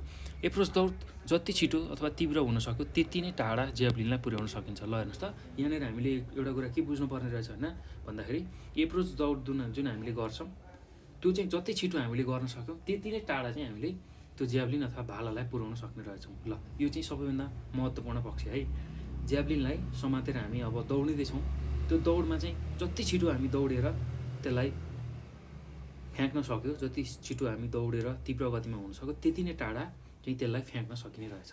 जति स्पिडमा हामी दौडिन्छौँ, जति तीव्र गतिमा हामी दौडिन्छौँ हो त्यति नै टाढा चाहिँ ज्याभलिनलाई हामीले फाल्न सक्ने रहेछौँ। ल अब यो पछि फ्याँक्नु। ल ज्याभलिनलाई हामीले अब फ्याँक्ने काम गर्नुपर्ने रहेछ। अब ज्याभलिन थ्रोमा अर्को खालको सिप छ थ्रो, जसलाई हामी फ्याँक्नु भनेर भन्छौँ। ल अब यसमा के गरी फ्याँकिन्छ ज्याभलिनलाई त्यसकै बारेमा बुझौँ है त। ज्याभलिन समाएर फ्याँक्ने निशाना ठिक नजिक आएपछि शरीरलाई नियन्त्रण गर्दै जोडले ज्याभलिनलाई अगाडि हुत्याउनु वा धातुको टुप्पो गाड्ने गरी फ्याँक्ने जुन सिप छ त्यसलाई हामी ज्याभलिन फ्याँक्नु भनेर भन्छौँ। ल हेर्नुहोस् त, ज्याभलिन फ्याँक्नु भनेको के रहेछ भन्दाखेरि ज्याभलिन समाएर फ्याँक्ने निशानामा ठिक अघि आइसकेपछि हाम्रो शरीरलाई हामीले नियन्त्रण गर्दै जोडले ज्याभलिनलाई अगाडितिर हुत्याउने अथवा धातुको टुप्पो गाडिने गरी फाल्ने जुन सिप छ त्यसलाई हामी ज्याभलिन फ्याँक्नु भनेर भन्छौँ है त। ल ज्याभलिन फ्याँक्दा निर्धारण गरिएका चापलाई नछोइकन खुट्टाको स्टेप र हातको स्थितिलाई नियन्त्रण गरी ज्याभलिन फ्याँक्नुपर्छ। ल हेर्नुहोस् त, ज्याभलिनलाई फ्याँक्दाखेरि कसरी फ्याँक्नु पर्ने रहेछ भन्दाखेरि त्यो निर्धारण गरिएको जुन चाप छ जहाँबाट चाहिँ फ्याँक्नु पर्ने छ हामीले ज्याभलिन हो त्यसलाई नछोइकन खुट्टाको जुन स्टेप छ र हातको स्थितिलाई चाहिँ मिलाएर नियन्त्रण गरेर हामीले ज्याभलिन फ्याँक्नु पर्ने रहेछ। ल यो कुरा चाहिँ हामीले बुझ्नु पर्यो है त। अब त्यस्तै गरी अर्को छ फर्कनु। ल हेर्नुहोस् त, अन्तिम सिप फर्कनु, जसलाई हामी रिभर्स भनेर भन्छौँ है त। ल यसमा चाहिँ के गरिने रहेछ त्यसलाई बुझौँ है त। अब ज्याभलिन फ्याँक्ने क्रममा शरीरलाई निर्धारित चापभन्दा अगाडि नलगी ज्याभलिन फ्याँकी शरीरलाई नियन्त्रण गर्दै पुनः धावन पथतर्फ फर्कने सिपलाई फर्कनु भनिन्छ। ल हामीले ज्याभलिनलाई फ्याँक्यौँ र फ्याँक्दाखेरि हामीले निर्धारित एउटा चाप हुन्छ, त्यो चापभन्दा अगाडि चाहिँ हाम्रो शरीरलाई नपुर्याइकन नियन्त्रण गर्दै पुनः हामी जुन धावन मार्ग छ धावन मार्ग अथवा धावन पथमा फर्क्यौँ भने त्यसलाई हामी फर्कनु भनेर भन्छौँ। त्यस्तो खालको सिपलाई हामी फर्कनु भनेर भन्छौँ है त। अब ज्याभलिन फ्याँक्ने क्रममा शरीरलाई निर्धारित चाप छुन वा नाग्न नपाइने भएकाले रिभर्स गर्नुपर्छ। ल हेर्नुहोस् त, ज्याभलिन फ्याँक्दाखेरि शरीरलाई अगाडि हुत्याउनु मिल्दैन, त्यो निर्धारित एउटा चापलाई छुन नपाइने व्यवस्था छ, त्यो नियम छ र त्यसलाई नपाइने त्यो जे निर्धारित एउटा चापलाई हामीले नाग्न नपाइने भएकोले हामीले आफ्नो शरीरलाई त्यहाँबाट सन्तुलित बनाएर घुमाएर हामी फर्कनुपर्छ। हो, त्यसैलाई हामी रिभर्स भनेर भन्ने रहेछौँ। ल अब हेर्नुहोस् त, ज्याभलिन थ्रो जुन खेल छ त्यसको मैदान निर्माण कसरी चाहिँ ज्याभलिन थ्रोको अब खेल मैदान निर्माण गर्न सकिने रहेछ त्यसकै बारेमा बुझौँ है त हामी। ज्याभलिन थ्रोको खेल मैदान कसरी बनाउन सकिने रहेछ त्यसकै बारेमा बुझौँ। भाइ बहिनीहरू, अब ज्याभलिन थ्रोको खेल मैदानमा हामीले के गर्नुपर्छ त्यसलाई बुझौँ है त। ल ज्याभलिन थ्रो खेल सञ्चालन गर्न ठुलो खेलको मैदानको आवश्यकता पर्छ। ल हेर्नुहोस् त, ठुलो खालको खेल मैदानको हामीलाई आवश्यक पर्ने रहेछ ज्याभलिन थ्रो गर्नको लागि। ल यो खेल खेल्दा विशेष गरेर सावधानी अपनाउनुपर्छ। ल हेर्नुहोस् त, यो अब भाला फ्याँक्ने जुन खेल भएको हुनाले यसलाई राम्रोसँग हामीले फ्याँक्नुपर्छ। यदि त्यसलाई मान्छे भएकोतिर फ्याँक्यौँ भने त्यसले मान्छेलाई घाइते बनाउन सक्छ, त्यो कुरा हामीले बुझ्नुपर्छ है त। त्यही भएर अब यो खेल खेल्नको लागि एकदमै ठुलो मैदानको हामीलाई आवश्यक पर्छ र यो खेल खेल्दा विशेष सावधानी अपनाएर मात्र यसलाई हामीले खेल्नुपर्छ है त। ल ज्याभलिन थ्रोको राष्ट्रिय तथा अन्तर्राष्ट्रिय प्रतियोगिता सञ्चालन गर्नका लागि 30 देखि 36.5 मिटर लामो र 4 मिटर चौडा भएको एप्रोच दौड गर्ने ठाउँ र थ्रो गर्नका लागि 29 डिग्रीको कोणमा 100 मिटर लम्बाइ भएको खेल मैदानको आवश्यकता पर्छ। ल हेर्नुहोस् त, ज्याभलिन थ्रो राष्ट्रिय तथा अन्तर्राष्ट्रिय स्तरमै सञ्चालन गर्नको लागि चाहिँ हामीलाई 30 देखि 36.5 मिटर चाहिँ लामो चौड चाहिने रहेछ। त्यस्तै गरी चौडाइ 4 मिटर चौडाइ भएको एप्रोच दौड गर्ने ठाउँ चाहिने रहेछ। 30 देखि 36.5 मिटर लामो एप्रोच दौड गर्ने ठाउँ, त्यस्तै गरी 4 मिटर चौडाइ भएको एप्रोच दौड गर्ने ठाउँ र थ्रो गर्नको लागि त्यो ज्याभलिनलाई फ्याँक्नको लागि 29 डिग्रीको कोणमा 100 मिटरको लम्बाइ भएको खेल मैदानको आवश्यक पर्ने रहेछ। ल यो कुरा चाहिँ हामीले बुझ्नु पर्यो है त। अब हेर्नुहोस् त, ज्याभलिन थ्रोका सामग्रीका तौलहरू। ल ज्याभलिन थ्रो जुन फ्याल्छौँ हामीले त्यो चाहिँ कति तौलको हुने रहेछ त त्यसकै बारेमा बुझौँ है त। ल विद्यालय स्तरमा ज्याभलिन अब फ्याँक्नु पऱ्यो भने छात्रालाई 600 ग्राम र छात्रलाई 700 ग्राम। ल केटी मान्छेलाई, छात्रा भनेपछि केटी मान्छेलाई 600 ग्रामको जुन वजन भएको ज्याभलिन दिनुपर्ने रहेछ र केटालाई 700 ग्रामको चाहिँ तौल भएको ज्याभलिन दिनुपर्ने रहेछ। ल त्यो कुरा हामीले बुझ्नु पर्यो है त। ल अब यसको खेल सञ्चालन कसरी हुन्छ त, यसको खेल सञ्चालन कसरी गरिने रहेछ त्यसकै बारेमा हामी बुझौँ। ल हेर्नुहोस् त, खेल सञ्चालन जसलाई हामी अफिसिएटिङ भनेर भन्छौँ है त। ल अब ज्याभलिन थ्रो सञ्चालन गर्नको लागि रेफ्री एकजना, जजहरू 4 जनाभन्दा बढी, अभिलेखकर्ता एकजना जसले त्यो रेकर्ड राख्छ, त्यसै गरी मार्शल एकजना, सहयोगी केही र आवश्यक मात्रामा दूरी मापन गर्ने केही निर्णायकहरूको व्यवस्था गर्नुपर्छ। ल हेर्नुहोस् त, ज्याभलिन थ्रो सञ्चालन गर्नको लागि रेफ्री चाहिने रहेछ एकजना, 4 जनाभन्दा बढी जजहरू चाहिने रहेछ, एकजना त्यो रेकर्ड राख्ने अभिलेखकर्ता चाहिने रहेछ, एकजना मार्शल चाहिने रहेछ कमान्ड गर्ने, त्यसै गरी केही सहयोगीका साथसाथै आवश्यक दूरी मापन गर्ने जुन निर्णायकहरूको व्यवस्था हुनुपर्ने रहेछ। अब त्यस्तै ज्याभलिन थ्रो सञ्चालन गर्नको लागि अन्य अतिरिक्त अफिसियलहरू जुन पदाधिकारी हुन्छन्, ल अफिसियललाई हामी पदाधिकारी भनेर भन्छौँ। हो, ल त्यसै गरी त्यसमा एकजना उद्घोषक चाहियो त्यो कार्यक्रमलाई सुरु गर्ने उद्घोषक, त्यसै गरी नापी अधिकारी एकजना, पुरुष तथा महिला डाक्टर एकजना। ल हामीले त्यो ज्याभलिन थ्रो गर्दा दुर्घटना हुनसक्छ, कहिलेकाहीँ दुर्घटना भएर खेलाडी लड्ने र चोटपटक लाग्ने हुनसक्छ, त्यसको लागि चाहिँ एकजना महिला र पुरुष डाक्टर राख्नुपर्ने रहेछ। सञ्चार माध्यम तथा पत्रकारहरू पत्रपत्रिकाको मान्छे पनि हामीलाई आवश्यक पर्छ। सञ्चार माध्यमका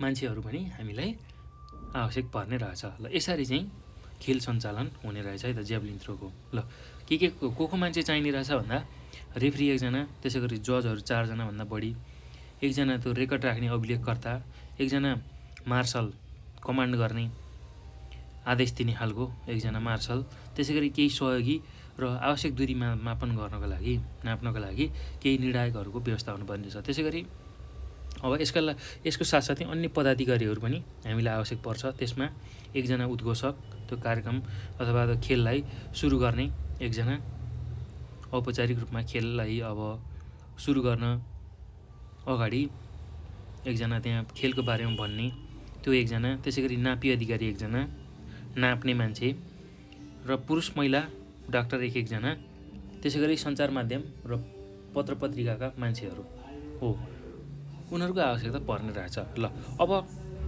ज्याभलिन थ्रो प्रतियोगितामा अफिसियलहरूको चाहिँ के काम हुन्छ त? ल जुन ज्याभलिन थ्रो प्रतियोगिता छ त्यसमा अफिसियल भनेको पदाधिकारी हो। पदाधिकारीहरूको चाहिँ के काम हुन्छ त? ल त्यसकै बारेमा हामी बुझौँ है त। ल duties of official on javelin throw competitions भनेर यसलाई अङ्ग्रेजीमा भन्छ। ल पहिलो चाहिँ रेकर्डरले के गर्छ भन्दा रेकर्डरले खेलाडीहरूको लगत राख्ने, उनीहरूको पालो आएपछि बोलाउने, चेस्ट नम्बर हेर्ने, प्रत्येक थ्रोको नापहरू लेख्ने र प्रतियोगिता समाप्त भएपछि प्रत्येक खेलाडीको उत्कृष्ट थ्रोमा चिन्ह लगाउने काम गर्छ। ल जो चाहिँ रेकर्डर हुन्छ, अभिलेख गर्ने मान्छे, उसले चाहिँ के गर्छ भन्दा खेलाडीहरूको लगत हेर्छ। त्यस्तै गरी उनीहरूको पालो आएपछि उनीहरूलाई बोलाउँछ ज्याभलिन हान्नको लागि। त्यसै गरी चेस्ट नम्बर हेर्छ। त्यहाँ चेस्ट भनेको छातीमा नम्बर एउटा टाँसिएको हुन्छ हो, त्यो चेस्ट नम्बर हेर्छ। त्यस्तै गरी प्रत्येकचोटि फाल्दाखेरि कति पर फालेको छ त्यो नापलाई लेख्छ। त्यसै गरी प्रतियोगिता समाप्त भइसकेपछि प्रत्येक खेलाडीको उत्कृष्ट थ्रोमा चिन्ह लगाउने काम गर्छ। कुन चाहिँ थ्रो चाहिँ उत्कृष्ट गरेको छ खेलाडीले त्यसलाई हेर्छ। ल त्यो कुरा हामीले बुझ्नुपर्छ है त। ल अब यो पछि अर्को भनेको हेर्नुहोस् त, यसमा हामीले यति कुरा बुझ्यौँ। अब त्यसपछि हामीले अर्को बुझ्नै पर्ने, ल अब 2 नम्बरमा के गर्छ भन्दा मेजरिङ जजले प्रत्येक थ्रो सकेपछि फित्तालाई थ्रोइङ सर्कल र खसेको स्थानमा राख्ने काम गर्छ र त्यसपछि सर्कल जजले कति नाप भएको छ भन्ने जाँच गर्दछ। ल हेर्नुहोस् त, जो मेजरिङ जज जसले चाहिँ नाप्ने काम गर्छ हो, त्यो जजले चाहिँ प्रत्येक थ्रो सकेपछि र एकजनाले ज्याभलिन फ्याल्यो, अब त्यो सकिसकेपछि जो थ्रोइङ सर्कल र खसेको स्थानमा जहाँबाट फाल्ने सर्कल छ, ठाउँ छ र त्यहाँ कहाँनिर ज्याभलिन गएर खसेको छ हो, त्यो स्थानमा चाहिँ फितालाई राख्ने काम गर्छ। ल जस्तै कि यहाँबाट फ्याल्ने ठाउँ छ ज्याभलिनलाई, यो फाल्ने ठाउँ भयो र ज्याभलिन यहाँसम्म पुगेको छ, यहाँसम्म ज्याभलिन गएर यसरी गाडिएको छ भने यहाँदेखि यहाँसम्मको जुन दूरी छ यो दूरी हो, यो दूरीलाई केले नाप्छ? फित्ताले नाप्छ र कति चाहिँ छ त, कति पार दूरी गरेछ हो, त्यही कुरा चाहिँ यो मेजरिङ भनेको नाप्ने जुन जज छ त्यसले त्यो काम गर्छ है त। ल त्यस्तै अब थ्रोइङ जजले थ्रोइङ सेक्टरमा फ्याँकिएको ज्याभलिन ठिक स्थानमा खसेको छ भन्ने बारे निर्णय गर्ने काम गर्छ। ल हेर्नुहोस् त, जो थ्रोइङ जज छ,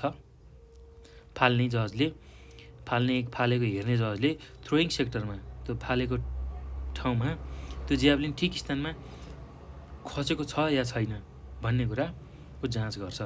ल एउटा निश्चित निर्धारित क्षेत्र हुन्छ, त्यहीँ फ्यालेको छ कि छैन, त्योभन्दा बाहिर फ्यालेको छ वा त्योभन्दा पर फ्यालेको छ, त्यो अथवा त्योभन्दा वरै फ्यालेको छ हो, त्यसको चाहिँ जाँच गर्छ थ्रोइङ जजले।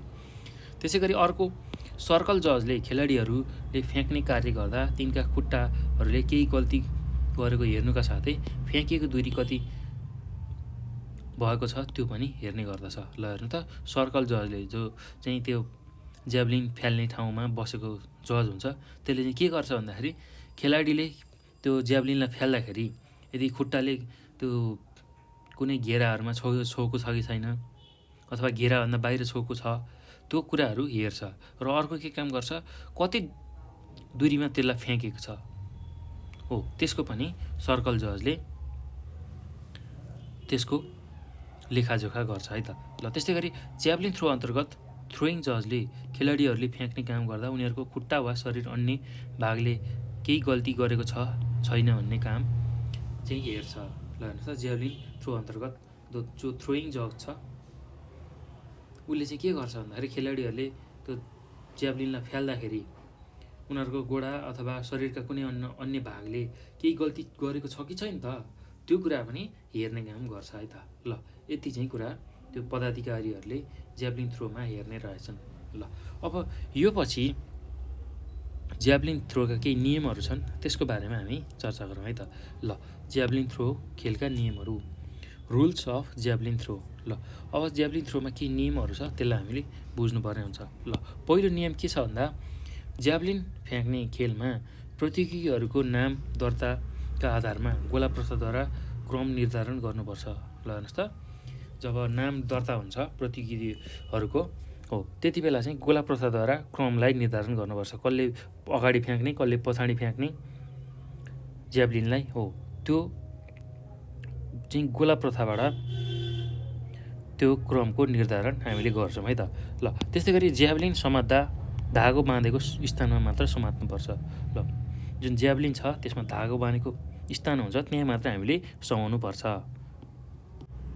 ल त्यस्तै अर्को, ज्याभलिन फ्याँक्दा निर्धारित रेखालाई छोएमा, नागेमा, शरीर अगाडि गएमा, धावन मार्ग प्रयोग नगरेमा, काँधभन्दा मुनिबाट ज्याभलिन फ्याँकेमा र धातुको टुप्पो भुइँमा नगाडिएमा फ्याँकाइ कार्य रद्द गरिन्छ वा मापन गरिँदैन। ल हेर्नुहोस् त, यसरी ज्याभलिन फ्याल्दाखेरि निर्धारित रेखालाई छोयो भने त्यो फ्याँक्दाखेरि त्यो एउटा रेखा हुन्छ, त्यो रेखालाई छुँदाखेरि अथवा त्यो रेखालाई शरीरले नागेमा, शरीर अगाडि गएमा नागेर अथवा धावन मार्ग प्रयोग हामीले नगरेमा ज्याभलिन फ्याल्दाखेरि र काँधभन्दा मुनिबाट ज्याभलिन फ्याँकेमा र धातुको टुप्पाले भुइँमा नगडिएको अवस्था हो त्यस्तो अवस्थामा चाहिँ त्यो फ्याँकाइ कार्य नै रद्द गरिन्छ र मापन नै गरिन्न। ल यो कुरा हामीले बुझ्नुपर्छ। त्यस्तै अर्को यसको नियम के छ भन्दा खेलमा सहभागी सङ्ख्या 8 वा 8भन्दा बढी भएमा 3 पटक भाला फ्याँक्ने अवसर दिनुपर्छ। तर 8 जनाभन्दा कम भएमा 6 पटक भाला फ्याँक्ने मौका दिएर नतिजा निकाल्नुपर्छ। ल हेर्नुहोस् त, खेलाडीको सङ्ख्या 8 जना मात्र छ भने 8भन्दा कम छ भने 6 पटक चाहिँ भाला फ्याँक्ने मौका दिनुपर्छ। र यदि खेलाडीको सहभागी सङ्ख्या चाहिँ 8 भन्दा बढी भएमा 3 पटक भाला फ्याँक्ने अवसर दिनुपर्छ। तर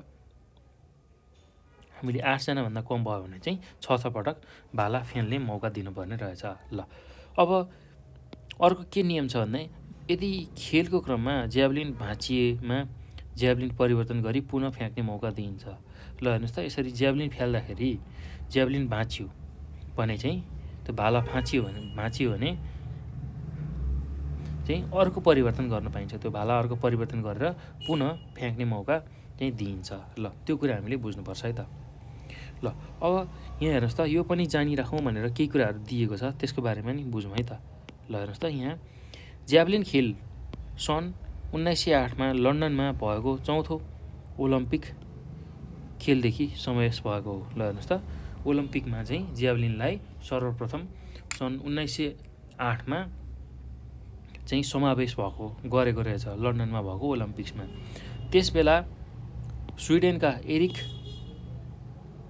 लेमिङले 54.82 मिटर फालेर प्रथम भएका थिए। ल हेर्नुहोस् त, जुन यो ज्याभलिनमा स्विडेनका एरिक लेमिङले 54.82 मिटर चाहिँ पर नै ज्याभलिनलाई फालेर प्रथम भएका थिए। हाल यस खेलको विश्व कीर्तिमान एन एलेन्नीको 98.48 मिटर छ। ल हेर्नुहोस् त, अब यो ज्याभलिन थ्रोमा सबैभन्दा टाढा चाहिँ अहिलेसम्म फालेर विश्व कीर्तिमानी गर्ने मान्छे चाहिँ को रहेछ? एन एलेन्स्नीको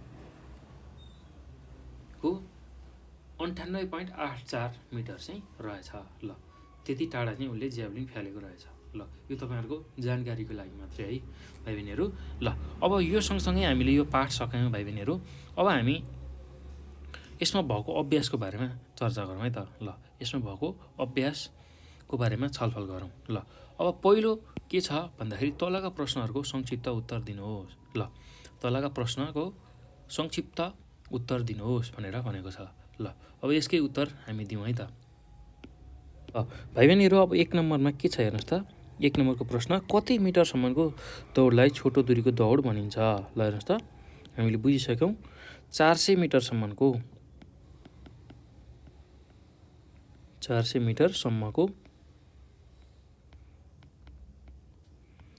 दौडलाई, ल 400 मिटरसम्मको जुन दौड छ त्यो दौडलाई हामीले छोटो दूरीको दौड भनेर भन्छौँ है त। त्यसमा 100 मिटर हुनसक्छ, 200 मिटर हुनसक्छ र 400 मिटर, अर्थात् 400 मिटरभन्दा तलको सम्मको जुन दौड छ त्यसलाई हामी छोटो दूरीको दौड भन्छौँ है त। ल त्यही कुरा तपाईँहरूले कपीमा लेख्नु होला है। ल भाइ बहिनीहरू यसको उत्तरहरू सबै तपाईँहरूले कपीमा लेख्दै जानु होला। म यसको उत्तर केही लेखाइदिन्छु, केही भनिदिन्छु र त्यो सबै कुराहरू चाहिँ तपाईँहरूले कपीमा लेखेर राख्नु होला। ल 2 नम्बरमा के छ भन्दा कति मिटरसम्मको दौडलाई मध्यम दूरीको दौड भनिन्छ भन्दाखेरि 400 देखि 1500 मिटरसम्मको, ल यो दौडलाई हामी चाहिँ के भन्छौँ? मध्यम दूरीको दौड भन्छौँ। ल कति मिटरसम्मको दौडलाई लामो दूरीको दौड भनेर भनिन्छ भन्दा 1500 मिटरदेखि माथि। ल 1500 मिटरदेखि माथिको जुन दौड छ त्यसलाई हामी लामो दूरीको दौड भनेर भन्छौँ है त। ल त्यसै गरी भाइ बहिनीहरू अब 4 नम्बरमा के प्रश्न छ हेर्नुहोस् त। टेक अफ बोर्डको लम्बाइ कति हुन्छ? टेक अफ बोर्डको लम्बाइ 40 मिटरको हुन्छ। ल 40 मिटरको चाहिँ हुनुपर्छ है त। टेक अफ बोर्डसम्मको लम्बाइ चाहिँ 40 मिटरको हुनुपर्छ। ल त्यो कुरा हामीले बुझ्नुपर्छ। अब हेर्नुहोस् त, क नम्बरको प्रश्न हामीले सकायौँ। अब ख नम्बरमा के छ भन्दा तलका प्रश्नहरूको छोटो उत्तर दिनुहोस्। ल अब छोटो उत्तरमा पहिलोमा के छ हेर्नुहोस् त। एथलेटिक्स भनेको के हो छलफल गर्नुहोस्। ल एथलेटिक्स भन्ने बित्तिकै भाइ बहिनीहरू हामीले बुझिसकेका छौँ, दौडने, हिँड्ने, उफ्रने र फ्याँक्ने जस्ता जुन कार्य छन् त्यसलाई हामी के भन्छौँ? एथलेटिक्स भनेर भन्छौँ। त्यो सबै कुराहरू मिसिएको समष्टिगत स्वरूपलाई हामी एथलेटिक्स भनेर भन्छौँ। ल त्यही कुरा तपाईँहरूले लेख्न सक्नुहुन्छ है त।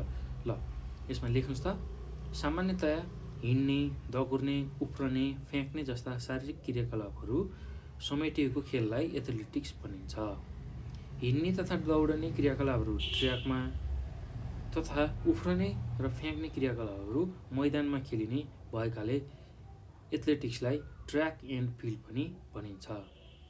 ल अब त्यसमा फेरि अर्को लेख्न सक्नुहुन्छ, थप्न सक्नुहुन्छ यसमा। एथलेटिक्स सबैभन्दा पुरानो तथा बहुआयामिक खेल हो।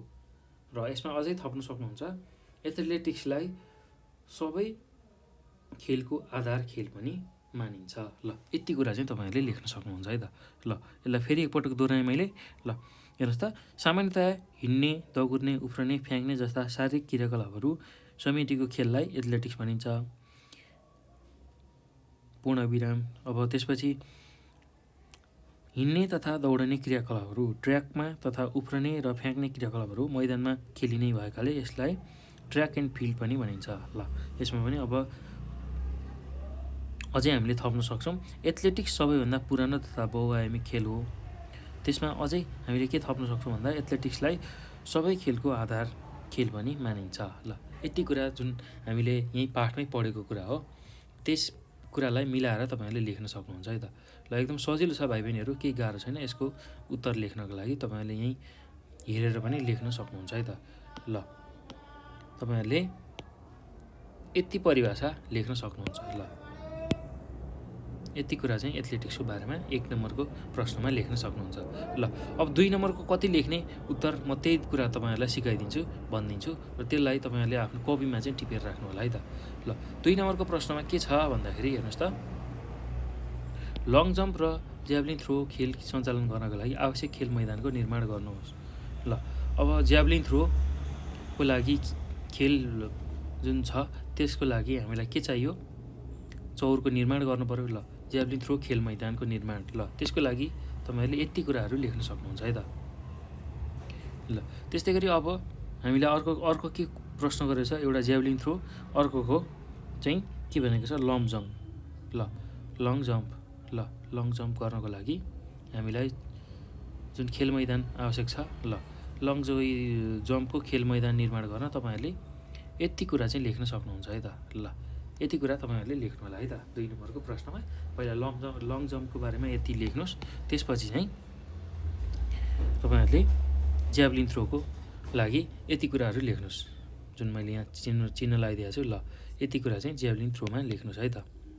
ल यति कुरा ज्याभलिन थ्रोमा लेख्नुहोस्, यसको खेल मैदान निर्माणको लागि। ल अब त्यसै गरी 3 नम्बरको प्रश्नमा हेर्नुहोस् त के भनेको छ भन्दाखेरि, ल 3 नम्बरको प्रश्नमा लङ जम्प र ज्याभलिन थ्रोका खेलका नियमहरूको बारेमा चर्चा गर्नुहोस्। ल ज्याभलिन थ्रोको नियम हामीले भर्खरै बुझेको छौँ। ल ज्याभलिन थ्रोको नियममा तपाईँहरूले यति 5वटा नियमहरू लेख्न सक्नुहुन्छ है त। ल यो कपीमा लेखेर राख्नु होला है भाइ बहिनीहरू। ल त्यो पछि अब लङ जम्पको नियम, ल लङ जम्प खेलको नियमहरू। ल यसरी लङ जम्प खेलको नियम यहाँदेखि यहाँसम्म तपाईँहरूले यति कुराहरू लेख्न सक्नुहुन्छ, जुन हामीले चर्चा गरिसकेका छौँ, बुझिसकेका छौँ। ल यति कुरा तपाईँहरूले कपीमा लेखेर राख्नु होला है त। ल अनि त्यही पढेर आफ्नो परीक्षा नजिक आउँदाखेरि त्यही पढेर परीक्षामा त्यही कुरा लेख्नु होला।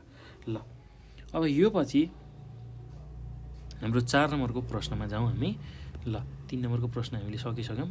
ल 4 नम्बरमा हेर्नुहोस् त, एथलेटिक्स खेल सञ्चालन गर्नका लागि ध्यान दिनुपर्ने कुराहरू के हुन्। ल हेर्नुहोस् त, एथलेटिक्स खेल खेल्नका लागि अब हामीले के कुरामा ध्यान दिनुपर्छ भन्दाखेरि भाइ बहिनीहरू, यसलाई लेख्नुहोस् त। एथलेटिक्स खेल सञ्चालन गर्नको लागि हामीले ध्यान दिनुपर्ने कुराहरूमा अब सुरुमा त के बुझ्नुपर्छ भन्ने नि भाइ बहिनीहरू, हामीले एथलेटिक्स खेल जहिले पनि ट्र्याकमा अथवा फिल्डमा खेलिन्छ,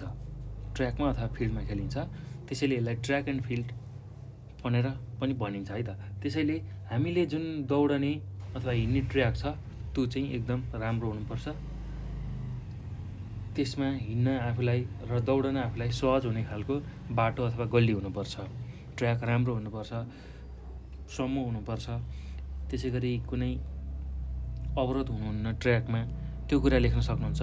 त्यसै गरी फिल्ड जहाँ चाहिँ हामीले उफ्रने फ्याँक्ने कामहरू गर्छौँ त्यो चाहिँ एकदम सफा हुनुपर्छ र त्यसका साथसाथै एकदम सम्मो खालको हुनुपर्छ र ढुङ्गा गिटी थुपारेको त्यस्तो खालको चौर हुनुहुन्न, एकदमै उचित खालको चौर हुनुपर्छ र जसमा जुन लाइनहरू अथवा रेखाहरू चाहिँ उचित मात्रामा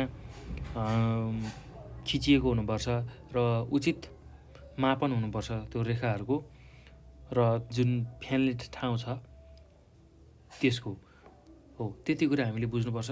र सकभर जुन मैदान छ त्यो चाहिँ बालुवाले भरेको अथवा माटोले भरेको हुनुपर्छ हो। यस्ता खालका धेरै कुराहरू छ अब एथलेटिक्स खेल सञ्चालन गर्नको लागि, त्यसमा हामीले ध्यान पुर्याउनुपर्छ है त। ल अनि एथलेटिक्स खेल सुरु गर्नु अगाडि अब विभिन्न खेललाई अगाडि बढाउने मान्छेहरू हुन्छन्, जस्तै उद्घोषक हुन्छ, त्यसै गरी त्यो फिता लिएर बस्ने नाप्नको लागि कति दूरी पार गर्यो त्यो नाप्ने मान्छे हुनुपर्छ। त्यस्तै गरी आवश्यक परेको खण्डमा हामीलाई कोही धावकहरू बिरामी पर्दाखेरि एकजना पुरुष र महिला डाक्टर हामीलाई आवश्यक हुन्छ र अन्य खेलकुदका पदाधिकारीहरू चाहिँ हामीलाई आवश्यक पर्छ। त्यसै गरी जजहरू 4 जनाभन्दा बढी जजहरू चाहिन्छ, 1 जना रेफरी चाहिन्छ, त्यस्तै अन्य सहयोगीहरू पनि हामीलाई आवश्यक पर्छ। ल यो कुराहरू चाहिँ हामीले एथलेटिक्स खेल सञ्चालन गर्नको लागि ध्यान दिनुपर्ने कुराहरू हुन्। ल यही कुराहरूलाई तपाईँहरूले मिलाएर लेख्नुहोस् है त। को चाहिने रहेछ तपाईँहरूले बुझिसक्नुभयो, त्यसलाई आफ्नो कपीमा टिप्दै जानु होला है त। मैले यहाँ जे भनेँ त्यसलाई टिप्दै जानु होला। ल अब 5 नम्बरमा के भनेको छ, लङ जम्प र ज्याभलिन थ्रो सञ्चालनका लागि आवश्यक खेल मैदानको सफा चित्र कापीमा तयार गर्नुहोस्। ल हेर्नुहोस् त, ज्याभलिन थ्रोको लागि यहाँ चित्र छ, त्यही चित्रलाई तपाईँहरूले बनाउन सक्नुहुन्छ है त। ल यो चित्र तपाईँहरूले बनाउन सक्नुहुन्छ। त्यसै गरी अब लङ जम्पको बारेमा हामीले चर्चा गरिसकेका थियौँ। ल